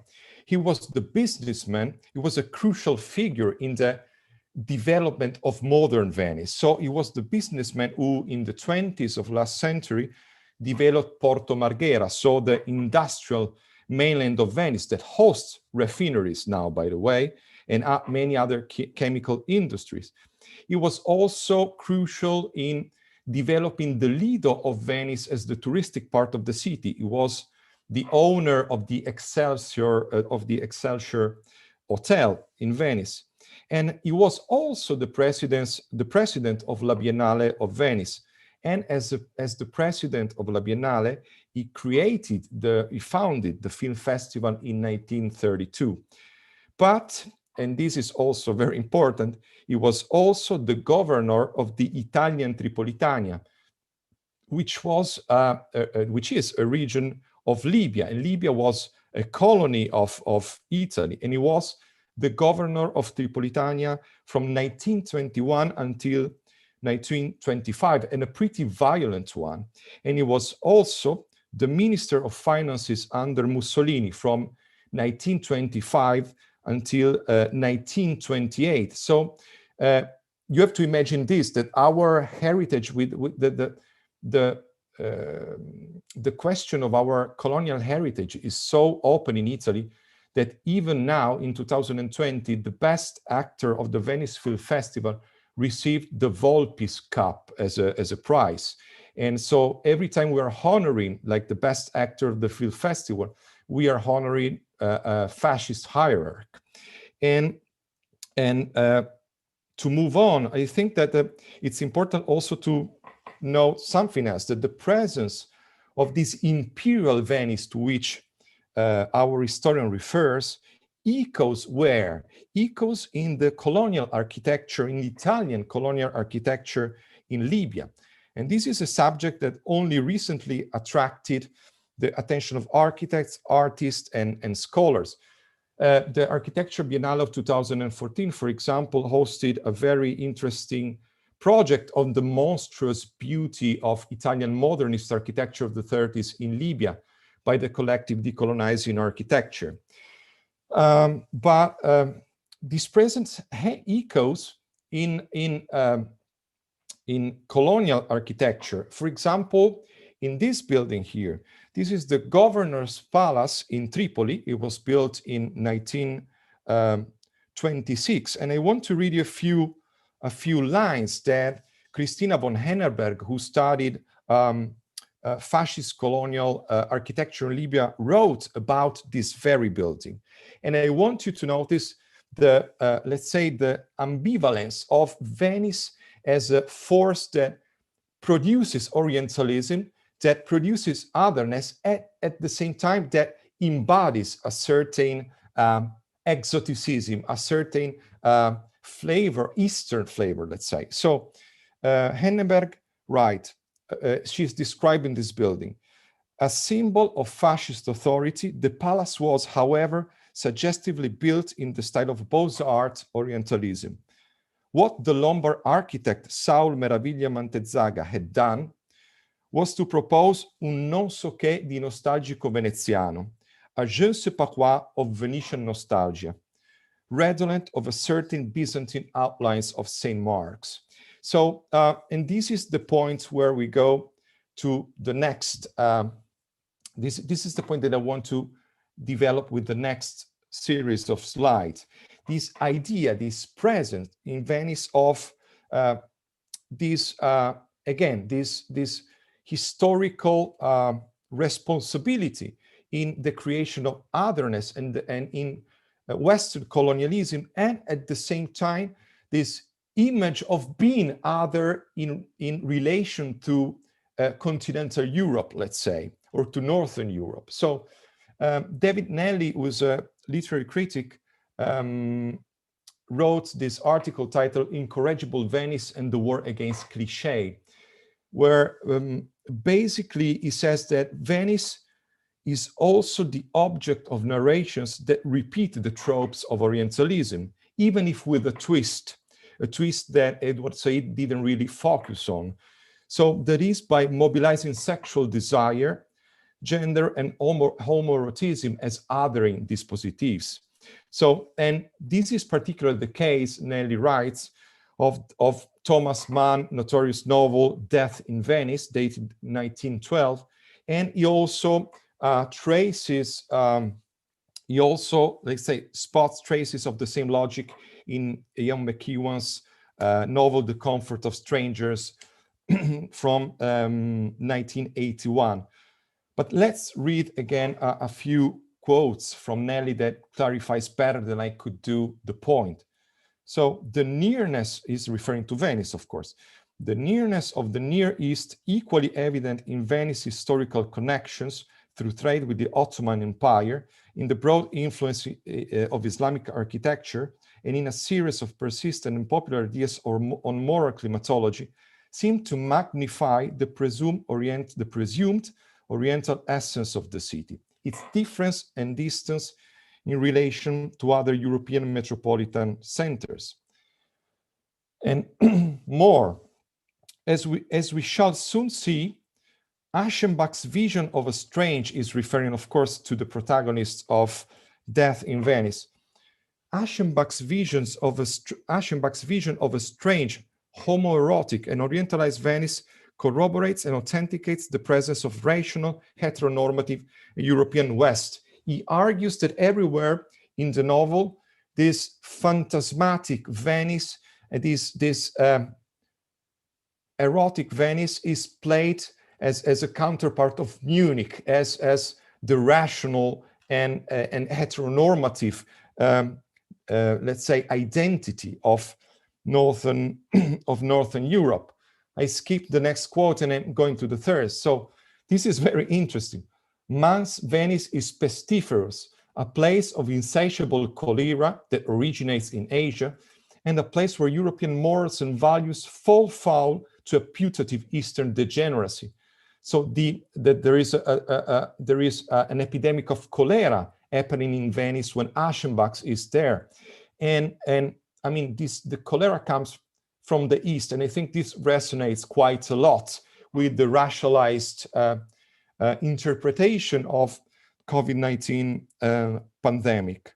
And so once we have kind of exhausted this point of clarifying the ambiguity of Venice as an historical agent and as a cultural object, I would like to go to the second chapter about Venice that I titled Two Regimes of Mobility in the Globalized Generic City. Now, to introduce this little chapter, let's go back to the Elsevier cover. And I discovered that there is a sort of southern parodistic answer to this Dutch cover, and it was made by someone in Portugal. I don't know who made it, so I'm sorry I cannot credit the author of this parody. But you see, like, the iconology is totally reversed. You see on the right the upper part of the cover is inhabited not by blonde northern workers, but by migrant workers. And the lower part is inhabited by northern tourists or Dutch tourists sitting on a pile of money that comes from the taxation regime of the Netherlands. And the title says, "Not a nickel more to tax havens." And I think this cover really anticipates, in a way, one of the possible way through which we can look at contemporary Venice, the cohabitation of two different subjects. And this is basically what Wolfgang Scheppe, this German philosopher, tried to prove with I think a very important work that came out as a sort of photographic inquiry on the city of Venice. And it is a book made of 2 big volumes, and it's titled Migropolis and was published in 2009. And this work shows how Venice, how contemporary Venice, has become a hub of 2 different and conflicting regimes of mobility: tourism and migration. So what Scheppe calls basically subsistence-based mobility, that is represented by this image. Until a few years ago, there was a lot of informal economy managed basically by sub-Saharan Black African men that were selling fake bags in the street. Now it has been totally abolished by the police, and you still see the same or other men, other Black men at every corner of the city, but they are now begging. They're not selling. Only like a very few percentage of them sell something. So I would say also a sort of degradation of this informal economy that characterized the image of Venice. So one is the subsistence-based mobility, according to Scheppe, and the other one is the leisure-based mobility. So tourism, you see this woman here with a lot of shopping bags. And what Migropolis underlines basically is the detachment of the orientalized image of Venice from the empirical and material condition of the city. The orientalized Venice is now a pure symbolical rent to be sold on the tourist market. And let's again read a couple of quotes. So Scheppe writes in his prolegomena to this work, he writes, Venice's particularity lies in its transformation into universality, in the escalation of Venice to the ordinariness of the global city. Subjected to all the necessity, the extermination of its particularity is decided. So the idea that looking at these conflicting 2 regimes of mobility coming together is not looking at a unique urban form, but exactly the opposite. Is looking at the generic urban form under globalized conditions. Only in Venice you see it more clearly because it's small, it's exemplary, and the process it's accelerated, it's exacerbated, I would say. And Scheppe, in Marxian terms, called this ambiguity of Venice, so the fact of being, in this case, particular and exemplary at the same time, a real abstraction. And I quote, "What is a real abstraction? Not a product of the mind, but a societal organization which grants the abstract principles of exchange dominion over the concrete." And where this happens, life ceases to exist. Life ceases to exist where abstract objective laws take hold in reality. And again, is the generic capitalism taking over the obsolescent historical particularity. For those who live in Venice, this erasure of life is nothing theoretical. Is everyday life, is the fact of living in an urban space which is totally expropriated by tourism is not what we call gentrification, but what we call exodus. Is the fact that before the pandemic, the historical center of the city had it still has 52,000 residents, and we had a touristic pressure of more or less 30 million of tourists per year. So we're not, again, this is again a real abstraction that has strong effects on the life of the people, and of course a strong effect on migrants, which are relegated to the margins of this, let's say, of this self-destroying and self-enriching colonialism. And as an example of generic needs of capitalism taking over the particular, I will bring this example here. It's the story of the T. Fondaco, a building on the Canal Grande, on the Grand Canal. You can see it here, very close to the Rialto's Bridge. And it was a public building. It was sold back in 2008 by the Italian Post to the Benetton family. The Benetton family in turn rented this building to a Hong Kong multinational that turned the place into a shopping mall for hyper-rich global tourists, and did so by assigning the restoration project to OMA, so the architectural firm of Rem Koolhaas. So again, another case of cultural and architectural washing in this case. And okay, this is a very clear and normal, I would say, example of a becoming generic of under the capitalist laws of abstraction of commerce of a portion of a city, first public and now privatized. But what I want to stress and underline is what is sold inside this place. So this was an image that a few years ago was kind of made a kind of impact on Venice social media. Why?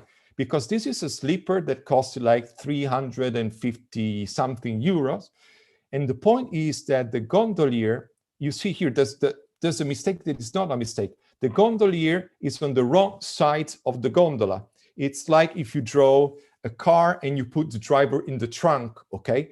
But this is not a mistake. This is nothing to be astonished about.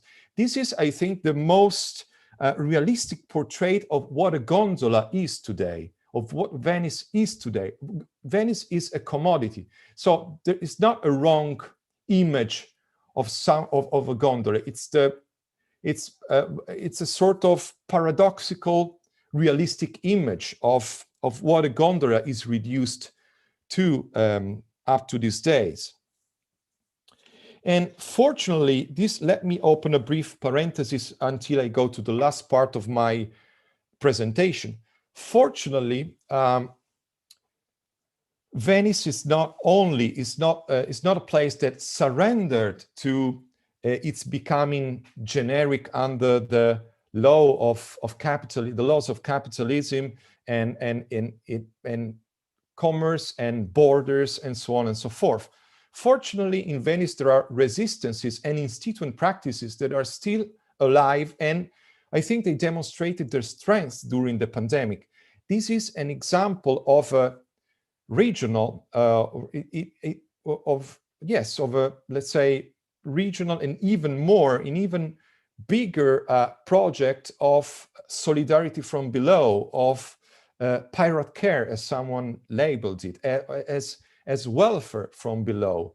This is something that was organized by a network of occupied social centers called the Centri Sociali del Nord-Est, the social centers of the northeast of Italy, that put together different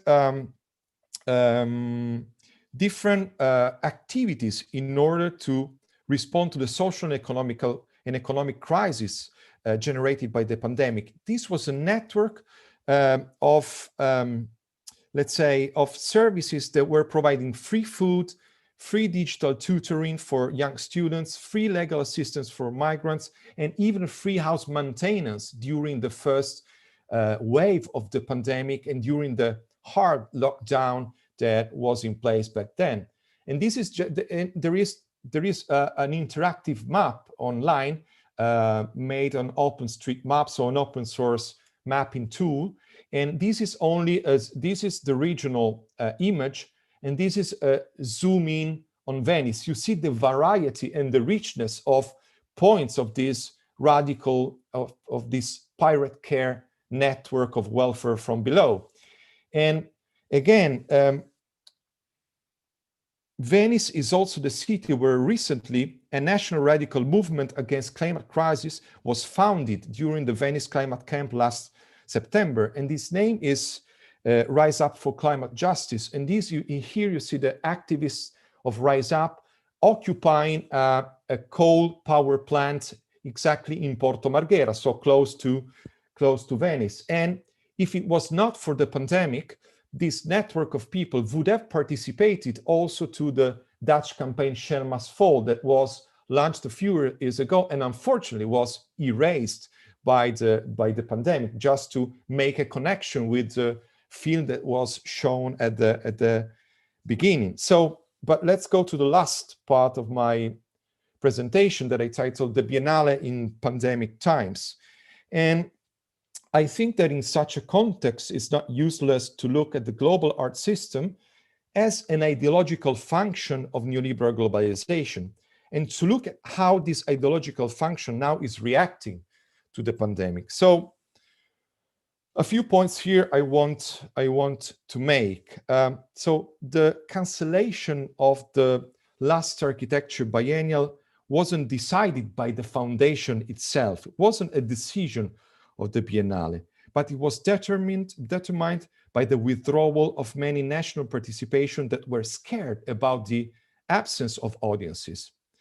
After the forced cancellation, the Biennale emptied the void with an archival exhibition on its own history, but it didn't take any risk at all at addressing the current pandemic crisis and how it could be an opportunity for institutional transformation, and also betraying its institutional history. Because in the past, in the 70s, after the mobilization of 1968, the Venice Biennale itself as an institution had the courage to kind of rethink its social role in the face of vis-a-vis the changing, the shift in powers of relation between social classes. But now nothing like that happened. The Biennale reacted not as this unstable, flexible institution, but as a very traditional neoliberal company. And I think these two things, the flight of national participations because of the absence of the audience, and this refuse of the Biennale to look in the face, the crisis, shows the fragility and the hypocrisy of our bare art world, just to use another Gregory Cholet's expression. And both the National and the Biennale failed to rethink their priorities. And so what priorities? For example, what is art in absence of an audience?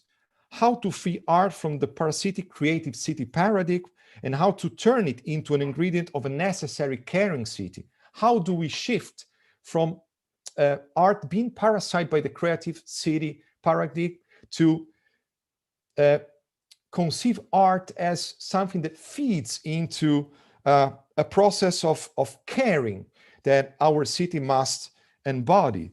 And concerning what Yaiza was saying before concerning the issue of artist mobility, how to skip from a neoliberal regime of mobility that trapped us as precarious workers, as this dark matter in a sort of endless movement that makes it even harder for us to organize an alternative, to organize instituent alternatives, or to resist, how to skip from this, how to shift from this neoliberal model of mobility to what I called in a recent article that I wrote, a radical permanence.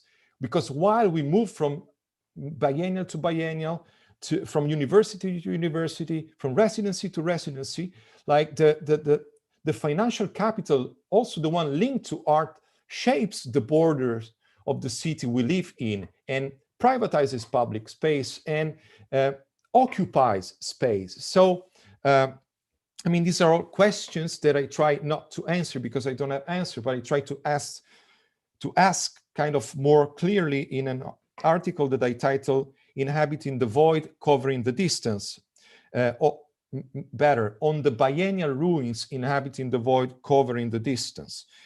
And of course, historically speaking, being a derivation of the universal exhibitions of the 19th century, the Biennales of Venice, being the first one that opened in 1895, inherited an imperialist and colonial view of the world. And as we all know, this problematic image of the world survives today and survives in the preservation of the division in national pavilions, a division 100 times questioned by many artists, but never really in question by the institution, on the institutional point of view. And again, I want to close. I'm really getting to the conclusion, but I want to close with something that is also deeply linked with this ideological function of curatorial discourse of the 90s and 2000s that Yaisa sketched, but I want to make it a little bit more complex. And the Biennale was one of the stages where this curatorial cosmology was displayed. So, and I'm here referring to a particular assemblage, to say it in Deleuzian term, the assemblage between Ansou-Recobrist, Edouard Glissant, Utopia Station, and relational aesthetic. Or to put it in general term, the assemblage between the global curator, the post-colonial artist that is part of this ideology and cosmology. Let's not forget it. The global curator, the post-colonial artist, the exhibitionist platform, and the relational theory without conflict. And this peculiar assemblage promoted a peculiar vision of the world. This vision that Obrist draws from the reading of creolization, of the concept of creolization by Edouard Glissant, is the image of the archipelago of connected islands. And the principal means of this connection was dialogue. So I mean, this curatorial ideology wasn't Eurocentric per se. On the contrary, we must recognize that the rampant phase of globalization also, we must recognize the rampant phase of the globalization also as a historical moment when post-colonial voices had the strength to break in the exclusive club of modernity. But to quote, and this is important thing, to quote a recent lecture by Maurizio Lazzarato, now I think it is about time that we also recognize that that word was indeed an archipelago, but the few islands of abstract labor were surrounded by an ocean of violence and exploitation.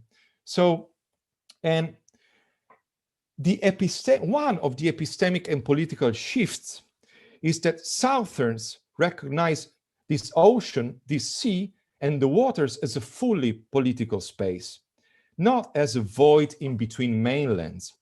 The sea could be the metaphorical space of exploitation of the work of women, colonized people, and non-human nature. But the sea is also a literal space of political possibility. So think of the Negro Scene by Malcolm Ferdinand, inviting us to read the ecological crisis from the belly of the slave ship, instead of from the high bridge of the ark. So think of the history of piracy as told by Marcus Rediker. Think of the anthropomorphic cosmogonies of some indigenous people of Latin America, as studied by Eduardo Viveiros de Castro and Deborah Danowski. They are teaching us a radical and revolutionary way to deal with non-human nature. Think about the science fiction novel Lagoon by the Nigerian writer Nnedi Okorafor. She chooses Odide Okwanka, a spider Igbo deity, to tell the story of aliens landing on Lagos Lagoon and transforming the sea creatures into mutant beings that free the waters from the polluting oil, from the polluting oil companies. Think of the very history of Venice, a city that is now very endangered by climate change and the rising sea level. So, and the Venice Lagoon and its city, are an example of how instrumental is the separation between humans and nature, while the existence of this particular thing we call Venice is exactly the result of an endless interaction between stone and water, an endless reciprocal modification in search of balance. And I want to leave you with one image, and that is this one that you see here. So during the first lockdown, someone spotted an octopus in the city canals, and this image made it to the first page of many newspapers. And well, I don't want to sound naive, and especially I don't want to wave concepts around for the sake of appearing up to date. I think, to be honest, that the advent of a Cthulhuan city where tentacular, multi-species kinships are daily occurrence is nowhere in sight. Still, I want to leave you with this octopus as a looming possibility. An octopus is hunting Venice like a specter was hunting Europe. I think our work now is to keep summoning this specter, and I leave it here. So thank you very much.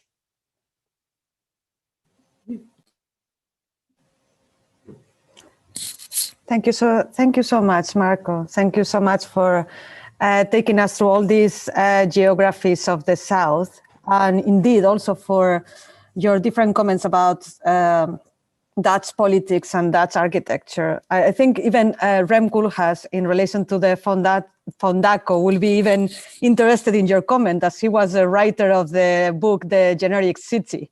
So probably this generic building has quite that concept behind it. The reason why we decided to make this symposium among different ones, I also mentioned it before, was also because of these disparities and this lack of solidarity, or apparent lack of solidarity between the North and South. And obviously these stereotypes, the laziness, eroticism that permeates the image of the South, and that legitimizes forms of exploitation and oppression in many ways. I would say in favor of some of my Dutch colleagues and comrades that there was also this political stance of the Ministry of Finance was contested in many ways also by many people in the Netherlands. It obviously was as a political position that was catered particularly for the local audience or the local voters that will vote in the next year's election. So it's also like how these different politics plays a role in those questions is super interesting. But I love definitely the cover of the magazine, how it's like shifted around.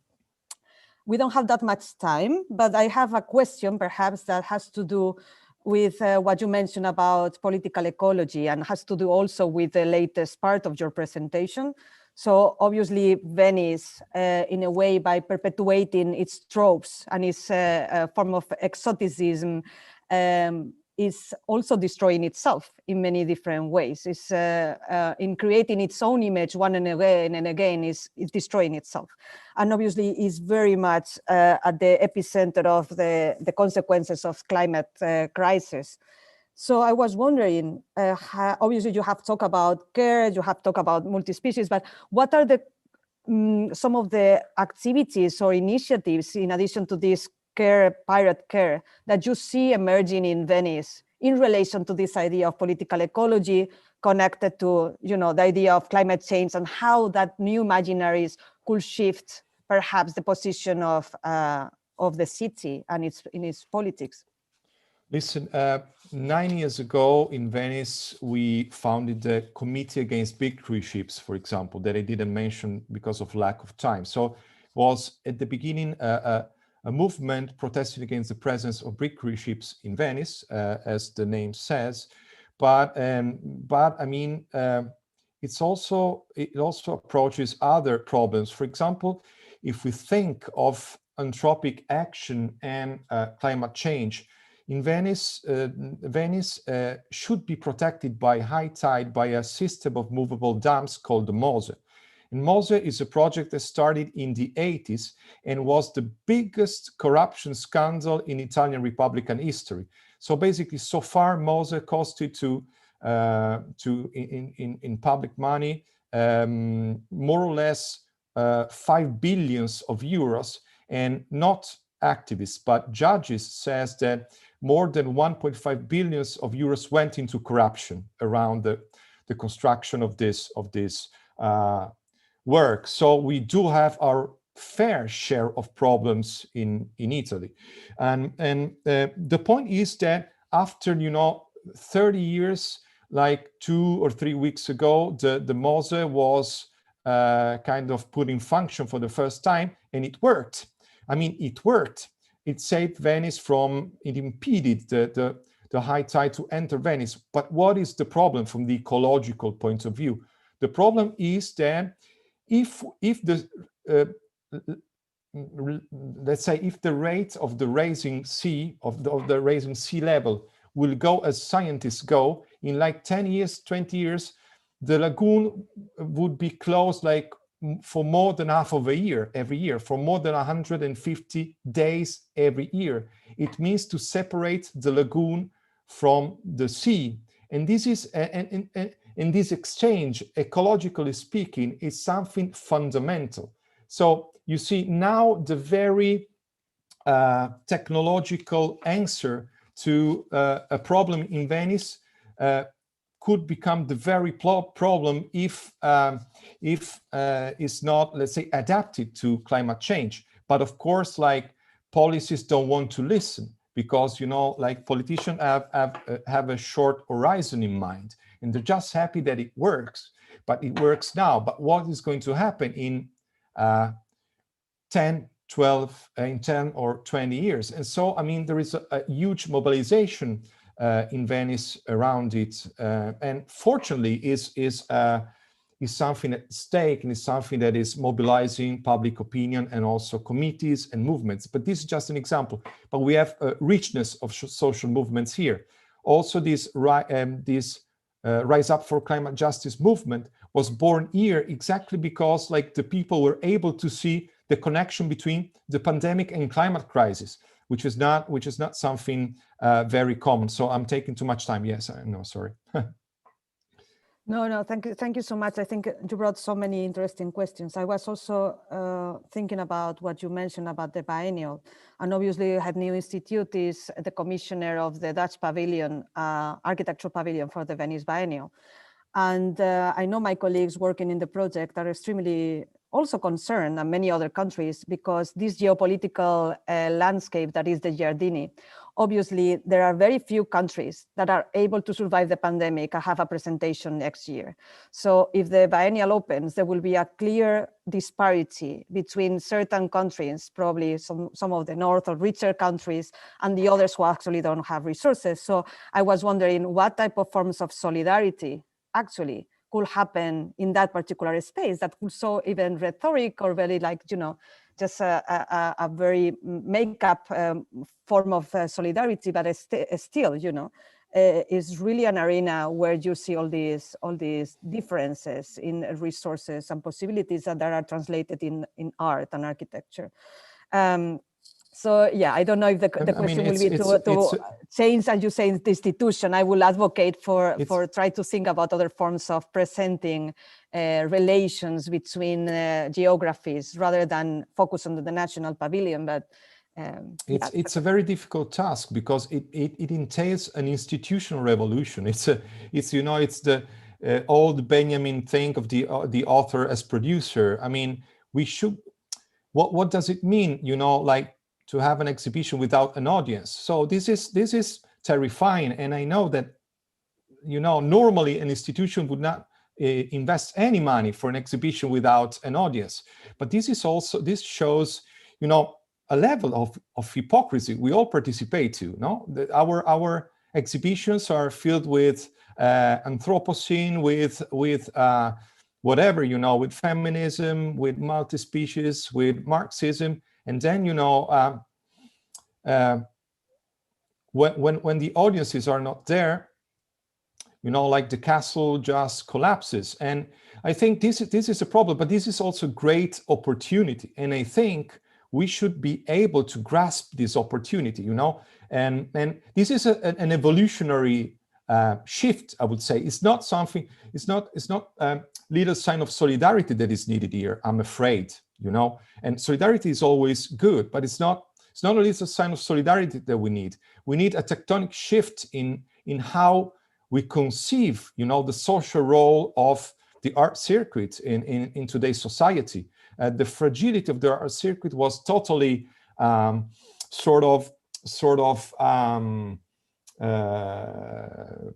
made clear by the pandemic. So how do we inhabit the desert the pandemic has created, but also the desert that we contributed to create as part of the touristic offer, for example? These are like no, thank you. You're right. Questions. I like this idea of the tectonic shift and not solidarity. There are two questions for the audience. I'm going to read them together, although they are different, so then you can respond, and then I leave the floor also to Angela to continue. So this reads like this one. The first one is for Mantas S. Thank you for the presentation. I wanted to ask for a reflection to what extent the origins of capitalism, trade, can be traced back to the Middle Age Venetian period, Mediterranean trade, banking, or maybe even earlier to Roman and Greek empires. It is interesting to register that European classical art, Greek, Roman, and later painting, is strongly interlinked with the ability to concentrate power and resources and invest in the development of cultural artifacts. That's one. The second is Miguel Perez dos Santos. Is what an amazing talk, Marco. Thank you so much for the sharp analysis. I was wondering if you will be willing to elaborate a bit on the role that those architects that were sent to Libya and Somalia during the fascist regime of Mussolini, in the architectural education system and Italian architecture itself in post-Mussolini Italy, and Italian architects working I'm reading it bad, but what is the role of these architects in the architectural education system and Italian architecture itself in post-Mussolini Italy, and Italian architects working internationally after the regime? I am asking for a friend. Well, I mean, the first question is too difficult for me, and it goes beyond my cultural baggage. So maybe Angela is more entitled to answer. What I can say is it's a funny story that relates to the T Fondaco.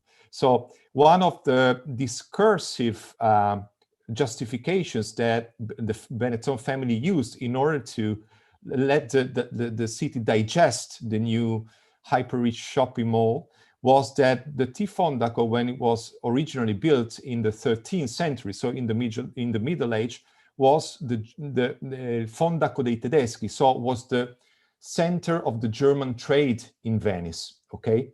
So it's like, they say don't complain, it has always been like that, you know, it's all been like a sort of shopping mall. Of course, this is a ridiculous statement because like the conditions of the city are totally different, and you know, it's not comparable. And concerning the second question, well, thank you. Again, I'm not such an expert about Italian colonial architecture in Libya. I suggest you check this project titled Italian Ghosts that was presented at the Biennale curated by Koolhaas in 2014, by the way. And it's by this collective called Decolonize Architecture that worked a lot in Palestine. Now it's an Italian guy, Alessandro Petti, and a Palestinian woman, Sandy Hilal, and now they're working in Stockholm. But I mean, it is about this monstrous modernity, you know, and this is what if I remember properly, they don't focus a lot on examples such as the Governor Palace, which is an example of syncretic architecture, so not straight modernist architecture. They focus more on the hardcore modernist architecture of the 30s and their cohabitation with Italian concentration camps in Libya. So Italy in Libya in the 30s built 10 concentration camps where 1/3 of Libyan population was imprisoned, and half of these died.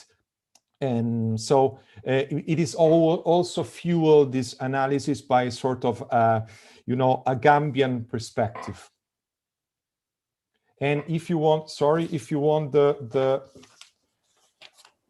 reference of the article I mentioned, it is an article by Christina von Henneberg, and it's titled Imperial Uncertainties, Architectural Syncretism and Improvisation in Fascist Colonial Libya. It's from 1996. Thank you so much, Marco, for your presentation and for all your responses. And thank you for joining us today. Now I'm leaving the floor to Angela and Athena, obviously. Thank you. Hi. Marco, that was an extraordinary paper, which I wrote to you privately. If I can briefly address the question that you asked me to address, since I did study archaeology, actually. No, we can't.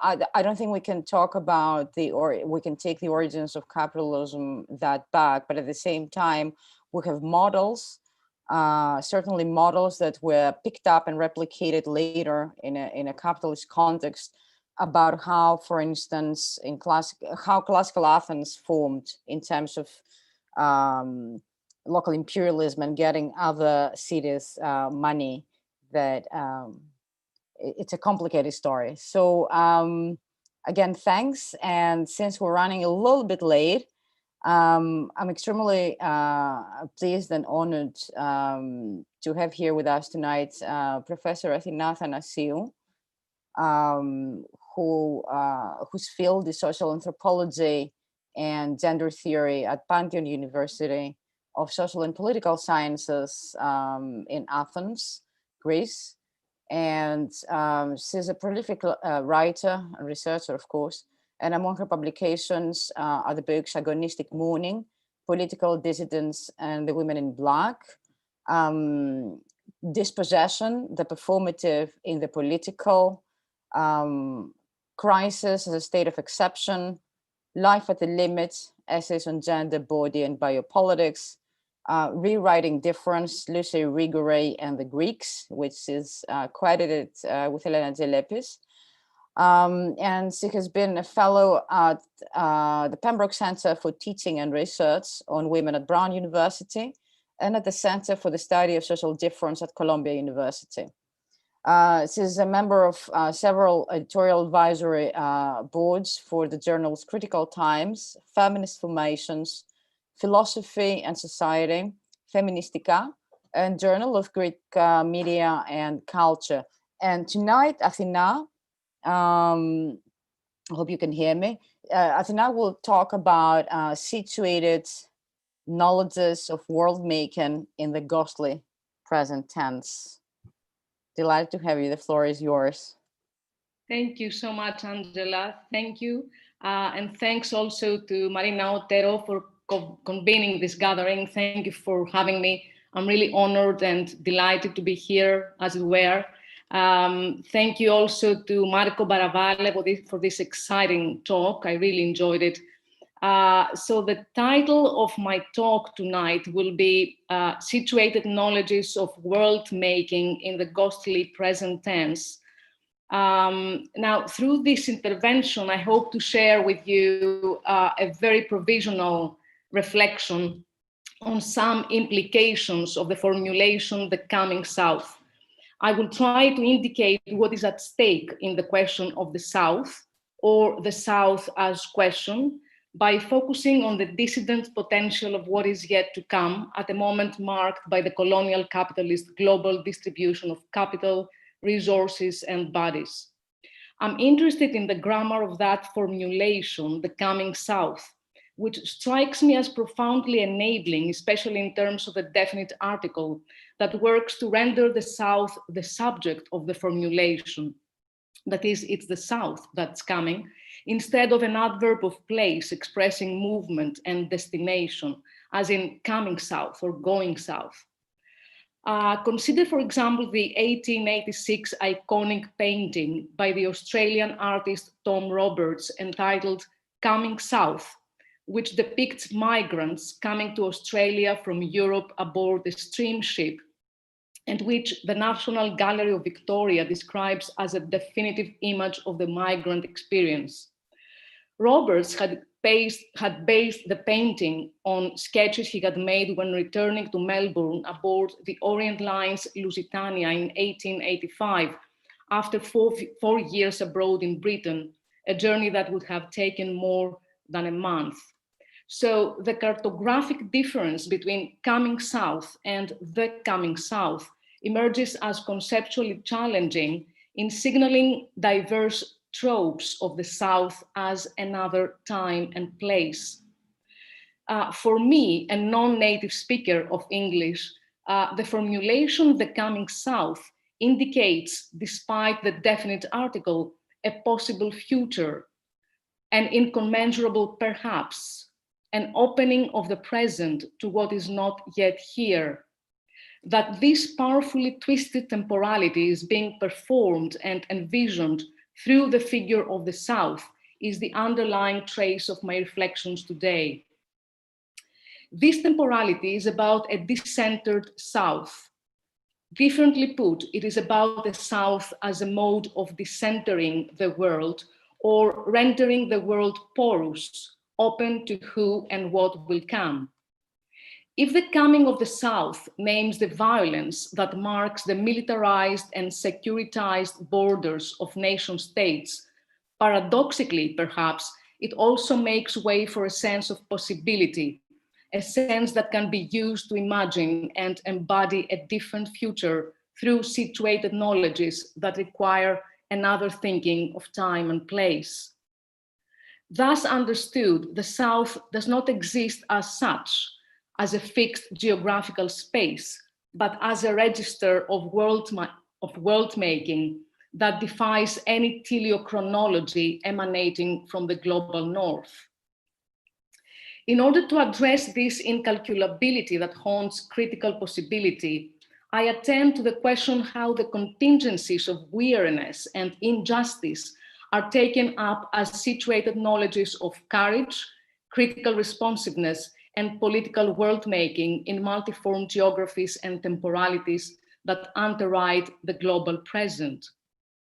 I'm interested in tracing the embodied situatedness of critical epistemologies that emerge from temporalities of ongoing crises and open spaces for transfiguring the presents no longer and yet to come.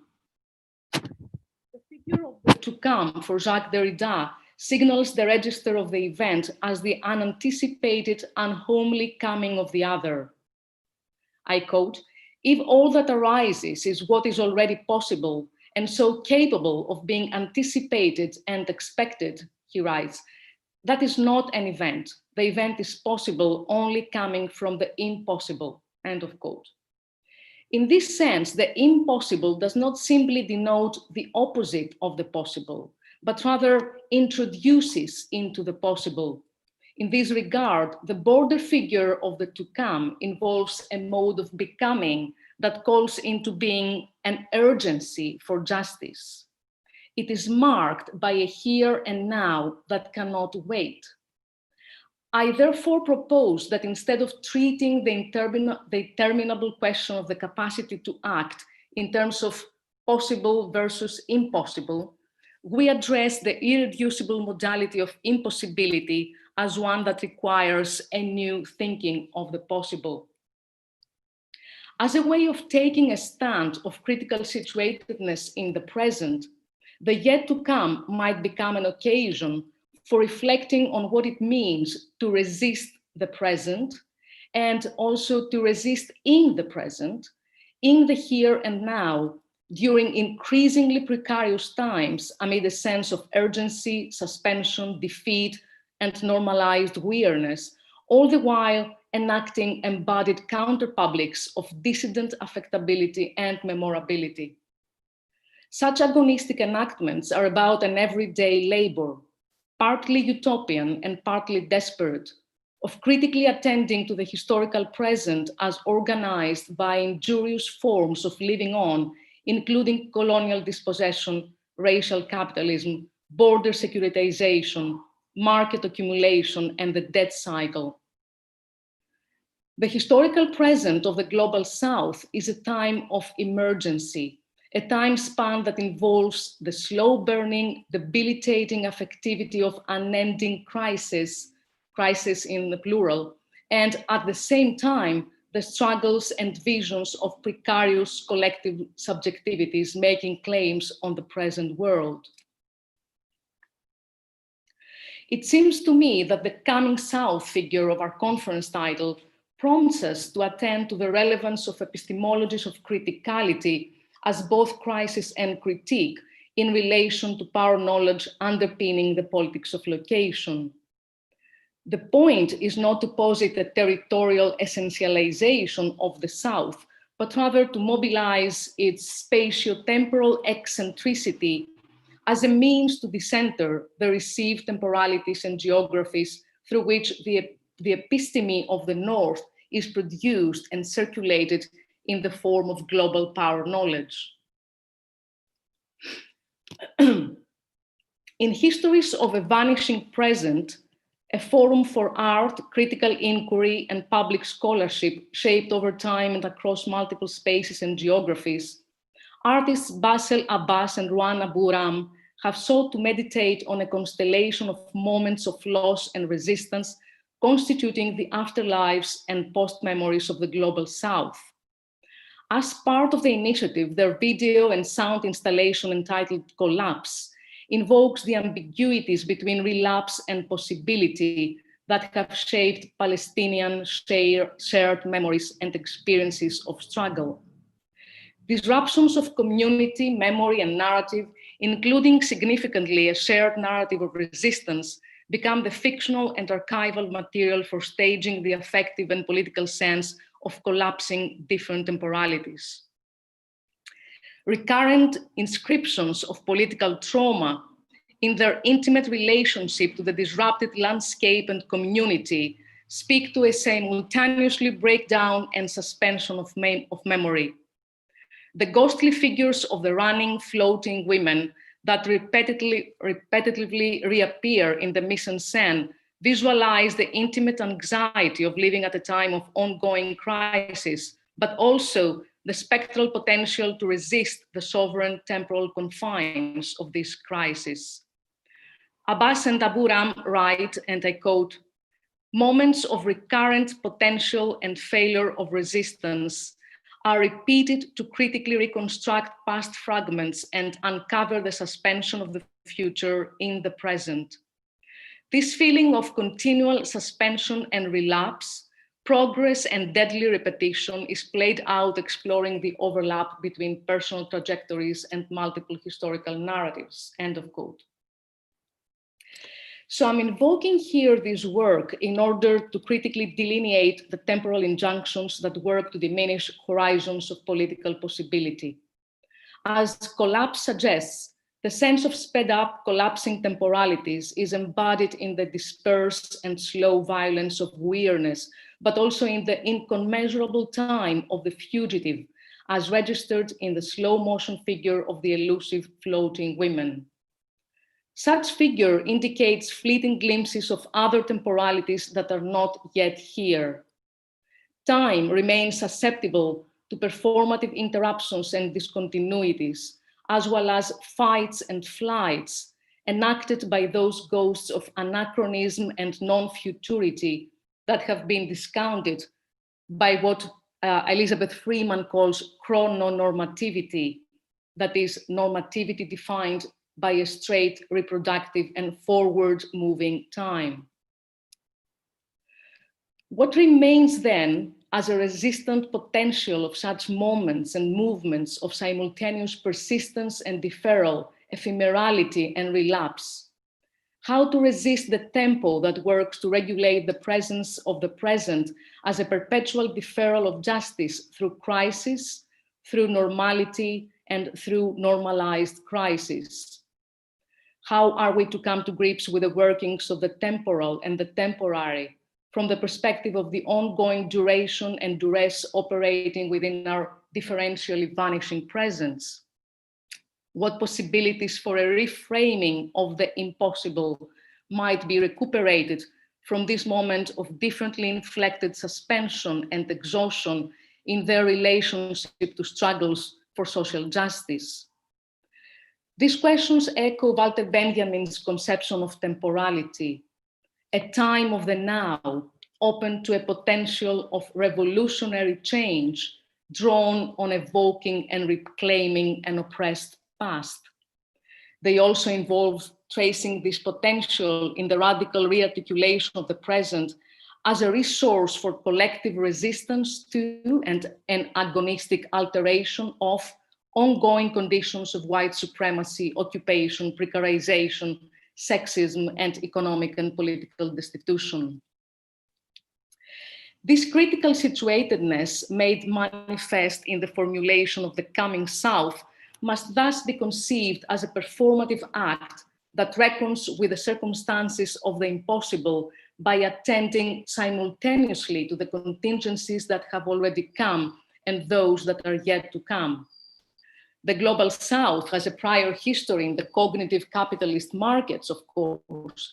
It has long been discursively construed and constructed as a pathologized, abjected, reified outside that lags behind of the unfolding history of modernity, and thus requires modernization, structural adjustment, and cultural management.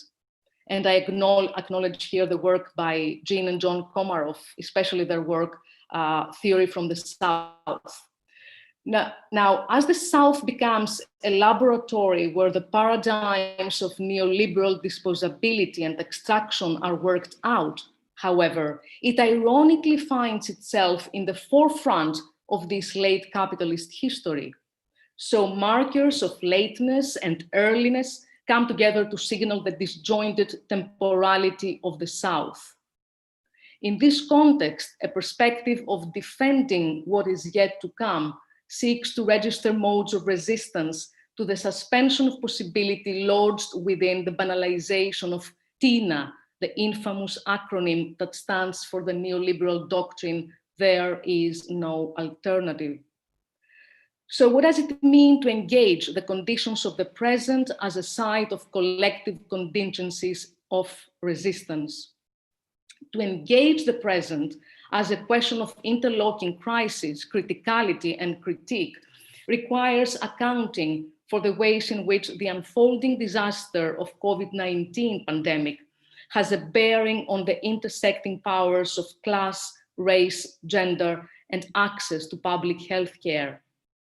Considering the inequalities implicit in normative kinship, citizenship, geographic location, energy and connectivity resources that permeate the staying at home imperative, we have to ask, what does this imperative, staying at home, mean for those who don't have, can't afford, or have lost a home, or those who are transient, or those who live in conditions of displacement and confinement, such as asylum seekers in refugee camps, for whom and through what normalized crisis is home not a safe and shareable shelter?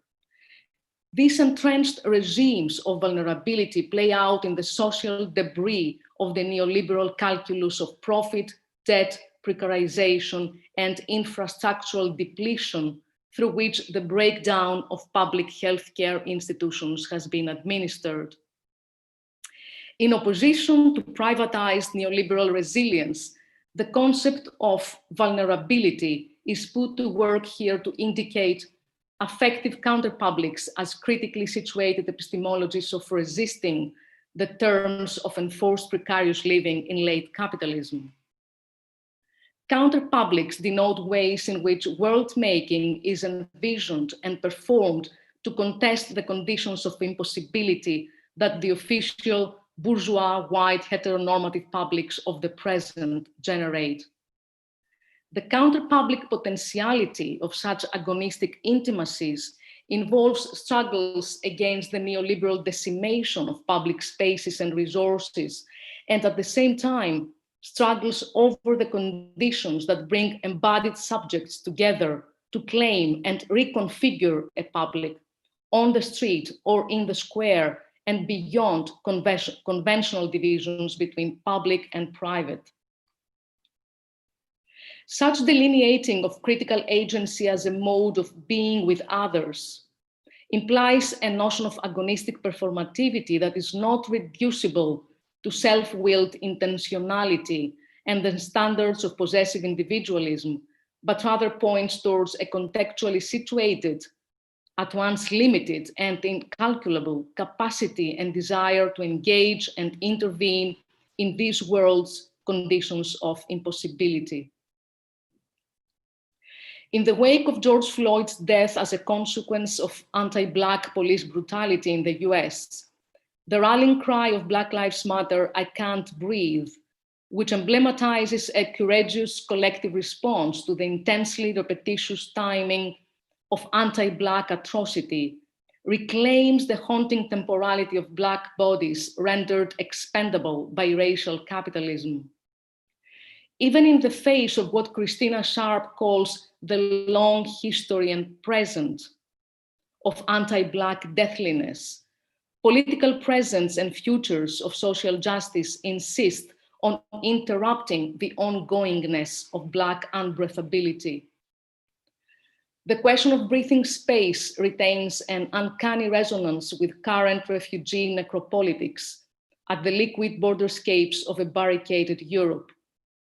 The repeated drownings of the illegalized in transit in the deadly migrant route of the Mediterranean Sea invoke expanded constellations of unbreathability in the global South. A protest sign that appeared in a migrant rights demonstration in Italy in the summer of 2020 captured the translocal archive of dispensability and agonistic solidarity.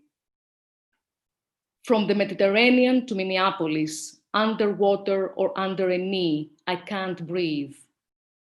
This grammar of singular plural solidarity contests the differential conditions of precarity that allow certain bodies to come together and make a claim in public, while rendering others out of place, disposable, and unbreathable. The South turns thus from an essentialist locality of otherness as an identifiable object of racialized knowledge into a claim for decolonizing white Europe. This turning or reorienting of the South critically situates the present moment of migrant racialization into wider, persistent, and long hidden histories of colonialism and anti-colonial struggles. This is precisely a notion of the South that can be mobilized as a way of decentering and disorienting the racialized differentiation between the global North and the global South. Orientation can then be rethought as a matrix of power and subjectivity through which bodies are racialized in a world that is oriented around and toward the prescribed lines of whiteness. But how do such lines of direction fail to regulate our bodies, and how our new senses of world making are formed when bodies are brought together to re-inhabit the spatio-temporal? Also, where does the South take us in this regard? I would argue that to critically use the term as a term which cannot be pinned down on a time and place, nor simply be done away with at will, means to provide an eccentric angle of vision from where to critically act on the history of the present and its global imaginaries. If displacing epistemic violence requires engaging the construction of the global North as a negative pole of world history, or as the paradigmatically authentic laboratory of neoliberal and post-colonial history in the making, the importance of the critical usage of the term lies not in the mere reversal of the North-South divide, but rather in the possibility of epistemic disorientation and reorientation that it might mobilize. Critical theory from the South, as well as the South as critical theory then, implies the potentiality of epistemologies of situated knowledge, to invoke Donna Haraway's vibrant notion, in light of present conditions of impossibility precipitated by the master narratives of racial patriarchal capitalism. Situated knowledge performs itself as thinking with others, whereby the knowing subject is deposed from the idealized position of pseudo-universal and disembodied sovereignty. It produces conditions for living and acting, in Haraway's words, I quote, in critical reflexive relation to the unequal parts of privilege and oppression that make up all positions, end of quote. Its situatedness refers to embodied and partial cartographies, contingent junctures, porous fault lines, and precarious crossings, rather than fixed territorial locations of the observing and knowing subject. Now, the challenge for feminist, queer, decolonial, and anti-capitalist situated knowledges is about recognizing and dismantling power relations at play in these processes of knowledge production. With that said, the term Global South can be potentially mobilized as a reflexive moment in the global present, but it also remains a problematic term as it embodies the register of linear and unilateral directionality that anchors the paradigms of Eurocentric positioning. Achille Bembe responds to Jean and John Komarov's theory from the South thus, I quote, "It is a reflexive theory, a theory of how history is produced, not as an essence, but as openness to contingency," end of quote. The question then becomes, how does the current and ongoing crisis of global capital work to further stabilize the status of the South as a localized repository of unknowable alterity and resource of evidence for the Western will to knowledge? How do embodied subjects, collectivities, and situated knowledges marked by the indebted economies of the South come into play to refract the states of emergency that structure the history of the present? In light of this questioning, deconstructing from the South is always already deconstructing the South. To call for a critical theorization of the present today, at a moment which is increasingly defined as a time of ongoing and unending crisis, is to seek out possibilities for breathing spaces for relationality, care, solidarity, and alternate imaginaries in various contexts of unevenly allocated hardship, vulnerability, and despair. It is about the collective work of reimagining, recuperating, and re-inhabiting inchoate places and times from where to breathe together and otherwise as a way to contest institutionalized injustice. From the Lebanese protests in 2019 to the struggles born out of urban precarity amidst the South European economic crisis and austerity programs, and from Black Lives Matter in the US to Ni Una Menos in Argentina and elsewhere, to the anti-neoliberal mobilizations in Chile, public assemblies claim spaces to breathe as horizons of criticality in outrage and in grief. Such activist responsiveness to Black, migrant, precarious, female, and queer dispensability, whereby bodies on the line avow their vulnerability and refuse to be violated, at once defends and demands public space as a space for transformative relationality, camaraderie, protest, and survival. Spanning several countries in Latin America, the activist movement Ni Una Menos, or Not One Woman Less, is fighting the killings and forced disappearances of women, other feminized subjects, including genderqueer and trans people, and all those subjected to the institutionalized violence of sexism and neoliberal precarization. The name of the Ni Una Menos collective, which traverses national borders and languages, conveys a sense of urgency in demanding justice and mobilizing feminist potentialities beyond normative binary definitions of woman. Its performative power translates mourning into solidarity and regional mobilization into a new internationalism that comes from the South but exceeds the local. In its commitment that not one more will be lost to feminicide, femicide, and all losses will be recounted, it articulates an intersectional collective subject, a situated knowledge, and a dissident memory. Through multiple forms of protest, including public assembly and strike, Ni Una Menos has also drawn attention to the disproportionate effects of public and private debt on women's lives, specifically addressing it as a further form of violence. In a performance protest entitled Desendeudadas Nos Queremos, We Want Ourselves Debt-Free, held outside the Central Bank of Argentina in June 2017, the collective stated, I quote, "As women, we know we have learned in our everyday lives what it means to be in debt. We know that with debt, we can't say no when we want to say no," end of quote. As such mobilizations enact, the agonistic political work on what is not yet is always already underway, in the sense of overlooked, eccentric, and fugitive. The lived possibility of what is yet to come is prefigured by these public gatherings and situated knowledges of the precarious, as they at once constitute and expose the condition of possibility for acting in concert with others. In his remarkable book, Cruising Utopia, José Muñoz has developed a critical methodology of queerness as something not yet here.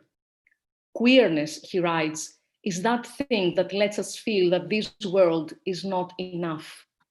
Queer futurity in that respect is a modality of world-making that resists and interrupts the straight time of whiteness and heteropatriarchy by shifting the perspective from the here and now to a then and there. In this gesture of reorienting the world and opening it up to what is missing, and this is Muñoz invoking Ernst Bloch, of course, the utopian does not refer to a transcendental function, but rather is immanent in the quotidian flows and struggles of the actual existing present. It remains both within and in excess to the exigencies and deficiencies of the present, and thus propels history toward a different future. In this sense, the critical re-elaboration of the yet to come as a figure of political performativity is not about presuming a singular, time-shattering and apocalyptic event, but rather about provoking crisis to established frames of epistemic violence beyond the linear and reproductive division between present and future. On these grounds, feminist and decolonial politics of agonistic temporality attends to contingency, trouble, injury, failure, counter-memory, as well as the potentially subversive possibility. This situated knowledge put forward a critical articulation of a historical present as at once already constituted and underway, constantly brought about and deferred, always subject to the context-specific lived operations of power knowledge and transformative desires.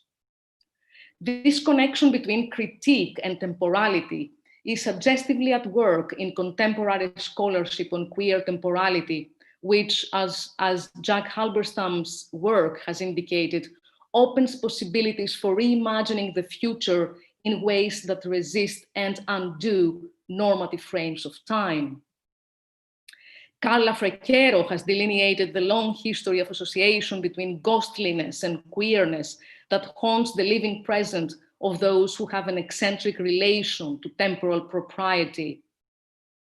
And Gayatri Gopinath, in her book Impossible Desires, which suggestively opens with an evocation of the Zapatista rallying cry, "Demand the impossible," has unraveled the ways in which queer South Asian communities in the diaspora imagine and enact impossible modes of belonging beyond the injurious heteronormative strictures of both nationalist and diasporic discourses. To wrap up then, I have tried to ask here how we can rethink world-making practices by reenacting the figure of the impossible. That is, by attending to the subjection of lives to the status of the impossible, unimaginable, and illegible by colonialist, capitalist, heteronormative, and other modes of dispossession, but also attending to ephemeral, quotidian, and political enabling critical forces of collective agonism in the face of despair.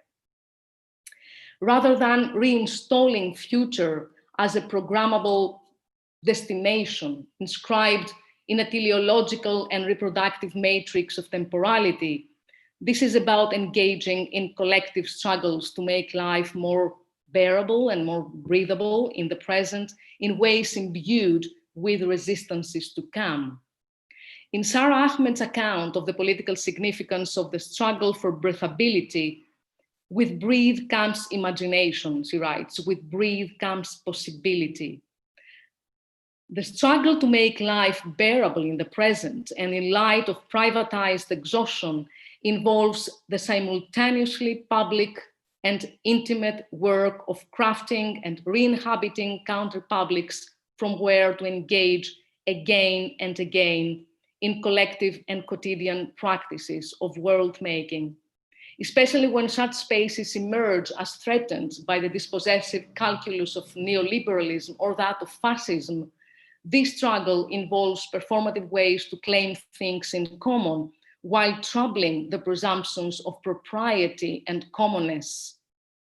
At a capitalist moment, when the conditions of possibility for being in common are being destroyed, what is dispossessed when public spaces and public institutions are corporatized is not simply the practices, venues, and affective registers attached to them, but also importantly, the very conditions of possibility for collective mobilization in response to what interminably remains to be resisted, reinvented, and reinstituted. At the Istanbul Gezi Park occupation of spring 2013, what began as a protest against plans to remove a public park turned into an uprising against authoritarianism involving a wide spectrum of protest strategies, including the remarkable standing reading protest, in which hundreds of people stood in public spaces reading literature, political philosophy, or daily newspapers, or whatever. These and other street actions, as they gathered to contest the differential terms of precarity, they perform the questions: who comes together? Who has not been included in these actions of the people? Who can't breathe? Along these lines, engaging the struggles and epistemologies that make up the coming South is about asking how the ordinariness of its ongoing present is haunted by those uncanny presences cast as absences through racism, nationalism, sexism, homophobia, transphobia, and capitalist precarity, as it takes place in a ghostly present, attentive to unfinished, unfinishable, ongoing, and reanimated chronotropes of precarity and disposability. The situated politics of world-making draws its possibility from that which renders it impossible, aporetic and agonistic at once. This is a possibility for resisting the present and resisting in the present. It is a possibility made of disremembered counter-memories and haunted by these presents yet to come. Thank you for your patience and attention. Thank you very much, Athena. That was an extremely rich talk, and I think that in terms, as regards epistemologies, there is an awful lot to take from here, and thank you very much for addressing the title of the conference, The Coming South, which had not been so far addressed, and which indeed we thought of in terms of both this idea that the South is always coming north, whereas the opposite, and also And I had looked at this painting that you mentioned, because I looked at whether this concept actually existed. And then I thought, no, I want to take it as in like the coming insurrection, the coming community, and think about all these things. I want to, since we come from the same country and we know very well what the situation is here, not just with the refugees, which I think, or at least I would say, I was about to say, I think we would both agree, but I can't presume that there is an effort to completely deprive them of agency. And at the same time, since one of the, besides epistemologies, one of the key concepts of this discussion, of this meeting, is solidarity, they're also trying to deprive the local population from agency, in the sense that we are so contained right now with the pandemic as an excuse that very few of us can offer solidarity in practical terms. So there is, at least from this government, the Greek government, there is an active effort to precisely disrupt the flow of solidarity in any practical terms, to annul any such possibility. That is, for people who don't know, and I'm sure there's a lot of people here who don't know, like in Greece at the moment, to get out of your house, if you get caught without having sent a message, an SMS to the government, you have to pay 300 euros. I mean, we have seen even cases where people are sick, where this is implemented all the time. So we live in a police state of cancelled public demonstrations. So we can't protest actively. So here, I think, since you mentioned there was this phrase of normalized crisis in your talk, we don't just have a normalized crisis, we also have a normalized regime right now of state control of the crisis and no opposition to how it is handled. We have censorship, no one dares say anything. So I'm wondering whether indeed, since you mentioned criticality several times, whether we're past the possibility of criticality. And I don't know what we should be doing. And I don't think this is just the situation in Greece. I know certainly other places where this is happening. So how does the concept of criticality can be activated here, you think? Do you think that we can reside in criticality when we don't have access to public space? I mean, that's my question, which is perhaps unfair for you to answer. We can just think about it together. No, that's great. Thank you, Angela. I totally agree with you, and the nightmarish image that you delineated for what's going on in this country right now. Of course, the pandemic becomes the most opportune, biopolitical tool for this ultra-conservative government to implement this kind of control of population, discipline the population, and so on and so forth. So, but I agree with you. The question of the possibility of criticality emerges as a very thorny one right now, really. And the reason for me for trying to address the theme of the conference was precisely because I wanted to think with you how this fraught question of the South can tell us something about the political temporalities that sustain critical potential, critical possibility in the present and for the future at the same time.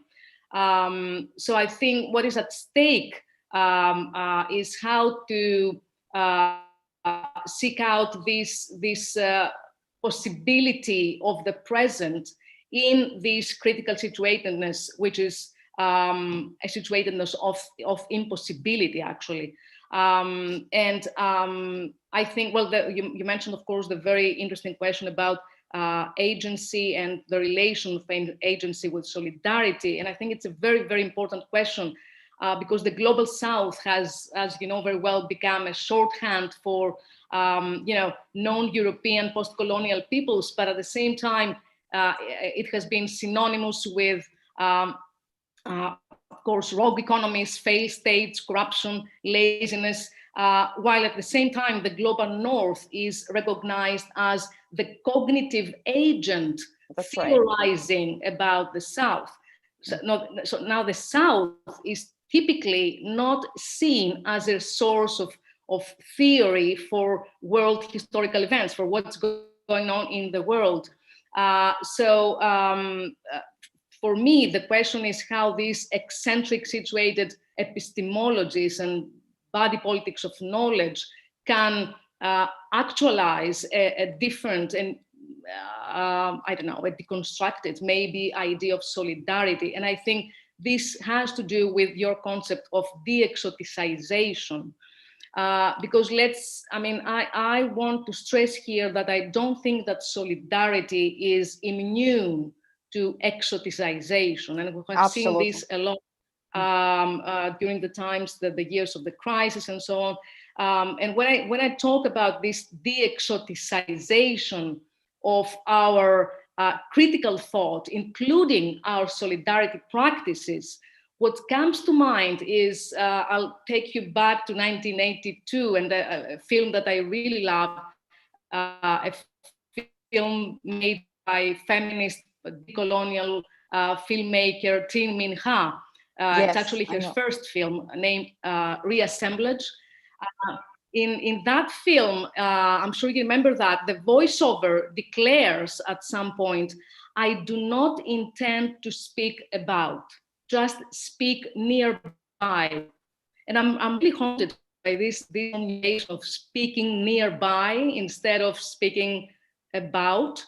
So how to listen to that other voice, that voice protesting, "No, I'm not like that." This voice which attempts to do disidentification in a way, how to listen to that voice within or nearby. And I think this concept of nearby is really interesting and enabling as an adverb of place, because it denotes both here and here-ish. And I think it really speaks of an ethical and political stance. I know you mentioned before that you want to prioritize the political at the expense of, but I totally agree with you, because it's, ethics can be a gesture of depoliticization. There's no doubt about that, and you're very, very right to stress this, and I'm totally with you there. But of course, I mean here the ethico-political in totally different sense. But again, solidarity requires de-exoticization, requires speaking nearby instead of speaking about. And I think it requires dismantling all-knowing sovereign claims, abolishing the position of authority, the modern subject as the cogito who knows how to show solidarity to the impoverished South is part of this narrative. Yes, I think as regards, because you also mentioned like post-colonial, I'll take a question in a moment from the audience. I think that, quite frankly, the post-colonial corresponded to a moment of bourgeois democracy as we used to know it, for those of us who were privileged to have it. But I think the decolonial, as it's becoming a more present term, although it's got a long history, corresponds to neo-fascism. I think what the decolonial is facing is a paradigm shift. And we need, I think, to start mapping these things. What was the moment of the post-colonial and whether it was an illusion? Yesterday we heard a very interesting talk about Africa in that regard. Anyway, as we are running out of time, I want to take a question from Natalia Antonova, who says, could you please expand on what it means to deconstruct the South in practical terms? Who should do the work of deconstruction and how? Thank you, she says. Thank you. That's a wonderful question. I'm not sure if I can actually do it justice, because it's a very complicated discussion. I try to gesture towards an idea of what that might mean, but it's hard for me to pin it down as an answer. But I would say that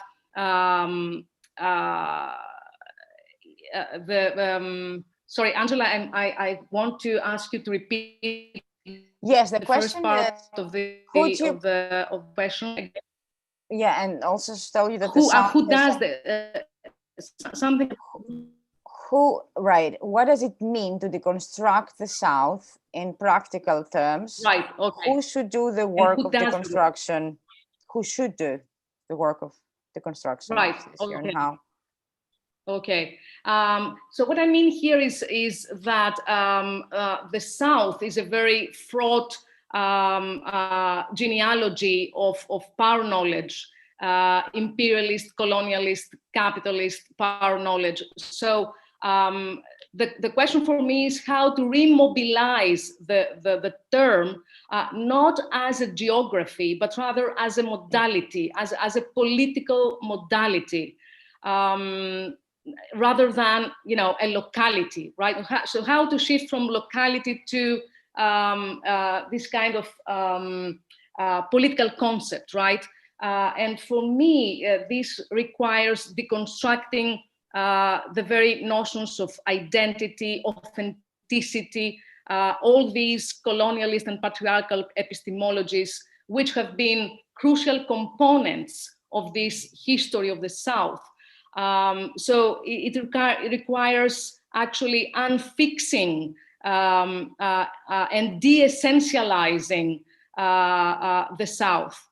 And I have in mind here what Achille Mbembe calls the prose of nativism.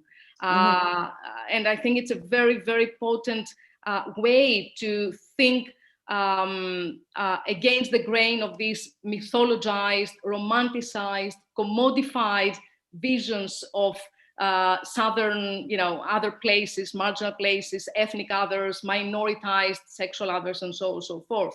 So that's why I think the figure of the coming South of this conference is very, very enabling, because I think it could be held to encompass whatever is at odds with colonial capitalism and its Eurocentric conceptual frames.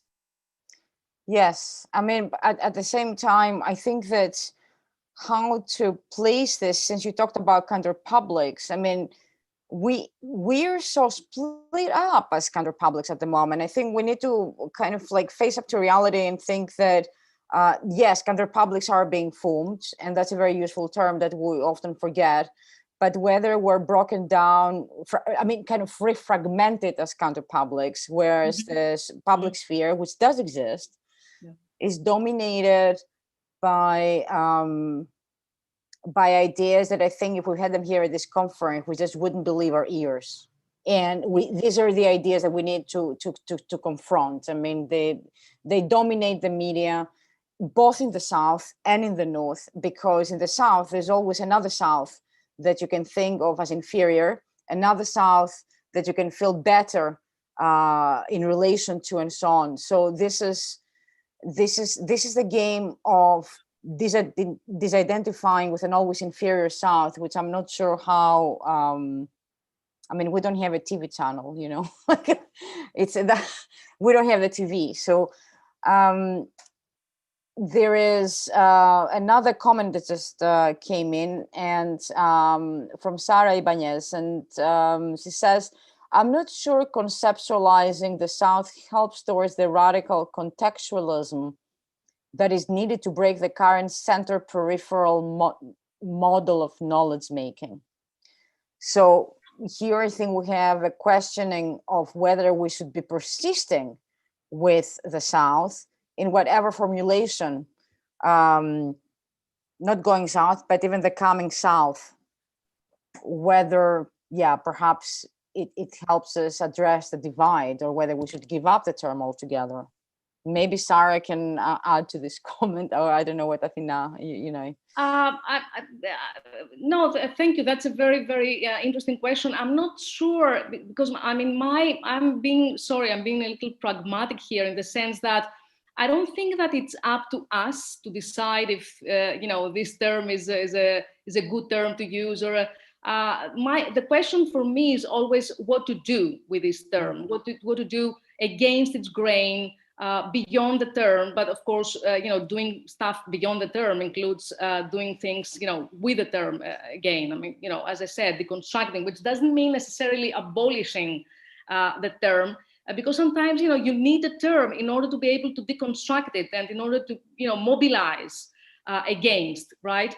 I mean, in the same way, I understand, you know, that this notion of counterpublic, it's both problematic and enabling at the same time. I mean, for me, I use it more along the lines of Lauren Berland and Michael Warner idea, you know, in their classic Sex in Public, and what they call queer counterpublics. Of course, Nancy Fraser's work and all that. And also the idea of undercommons, of course, Fred Moten and Stefano Harney, where, I mean, they say, especially Stefano Harney, when he talks about the undercommons in this, you know, magnificent work, he says, well, there's something to be done, but this is performative. It's not managerial, right? So I think that's how I understand the idea of the counterpublic as an alternative space. And you're right, they're sporadic, they're dispersed, fragmented, and this is a huge problem. At the same time, for me, this pluralization and, you know, nomadic multiplication of these alternative spaces for resistance and solidarity and change is you know, interestingly, in a way, because it gives us, as I said before, these counterpublics prefigure what it means to come together in order to reappropriate and defend and invent spaces to breathe. And I think these spaces to breathe are not something to be degraded. I think it's very important as a constant critique, as a constant quotidian critique of the world as it is, and constant imagining through quotidian practices of world making how the world could otherwise. So this prefiguration of the otherwise through modes of being with is, I think, very, very important, especially in light of neoliberal depletion of public spaces and fascist against. Oh.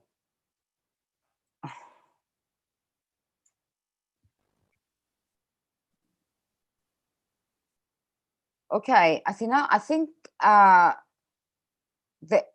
you, I mean, I can see you, but the sound was lost, and there is some observation. Now you're back. Okay, Yaisa, a previous speaker. So. You hear me? Okay. No, I can't really hear you, and I don't know why. But Yaisa will read out the comments, and there's another one. She says, I wonder about how we deal with a very real possibility that the yet to come might be worse still. Exactly. While keeping in mind the idea of the South as a political project as opposed to a geography, ought we not to historicize this project through specific struggles in order to avoid treating it as a purely formal invocation of a better future to come, which remains teleological in form? And Sara Ibanez says, completely agree, Yaisa, because his comments are sent to all.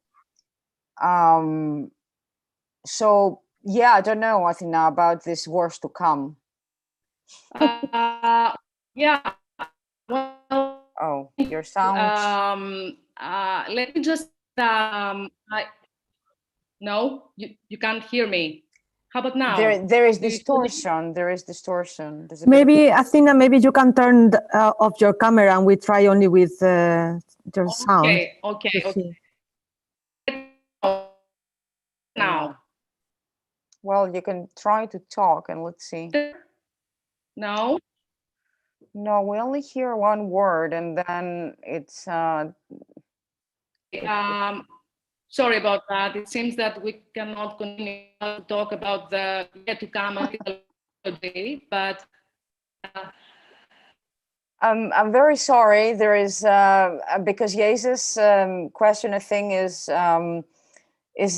in many people's minds, and I'm sure many of the people who are here. I think that I completely agree. I think that we do need to think always about specific struggles and not only have it as a formal invocation of a better future to come. I mean, the way the South is presented to us is as a worse future to come, and that the South is a threat to begin with. There is, as I know we're way beyond time now, there is yet, however, a comment that at least I'm going to read out from Anna Do, who says, to Athena, thanks for a great talk. Athena mentioned the exoticization of solidarity and brought up Treat Minhas Rias and Plaz as example of an opposite approach. And could you please tell us more about positive examples being nearby? Thank you. Athena, are you still with us? Did you hear the comments? I don't know if I'm there. you're there, but wow. Not sure if you can hear me. We can hear you with a You lot can't of hear me. disruption. With No. disruption, you can try a bit. I'll stop talking. Oh, Yes, the institute okay. says I maybe was you can about just reply in writing. Reply in writing. I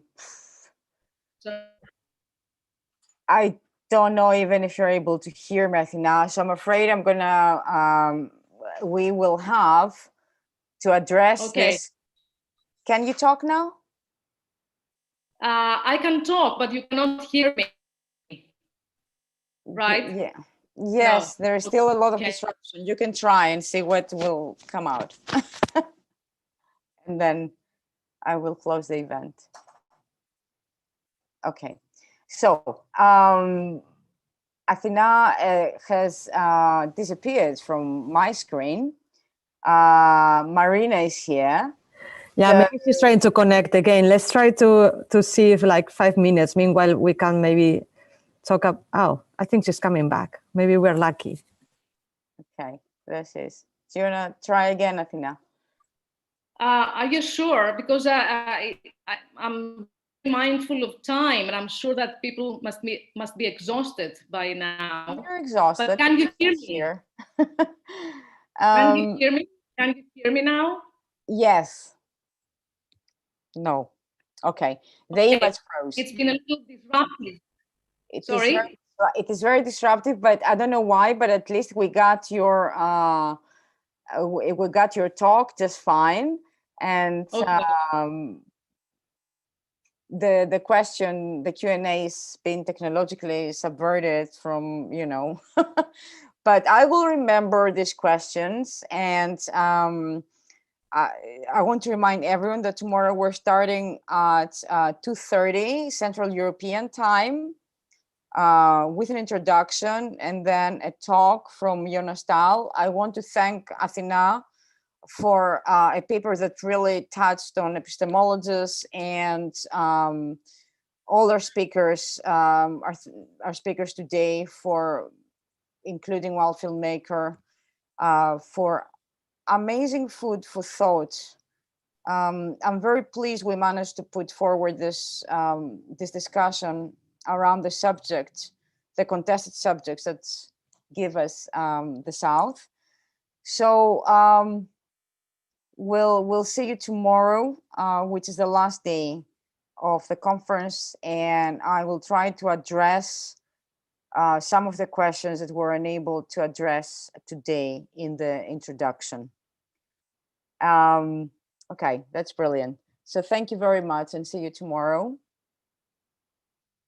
And I hope you all have an enjoyable evening or morning. I don't know where everybody is, or afternoon. Goodbye.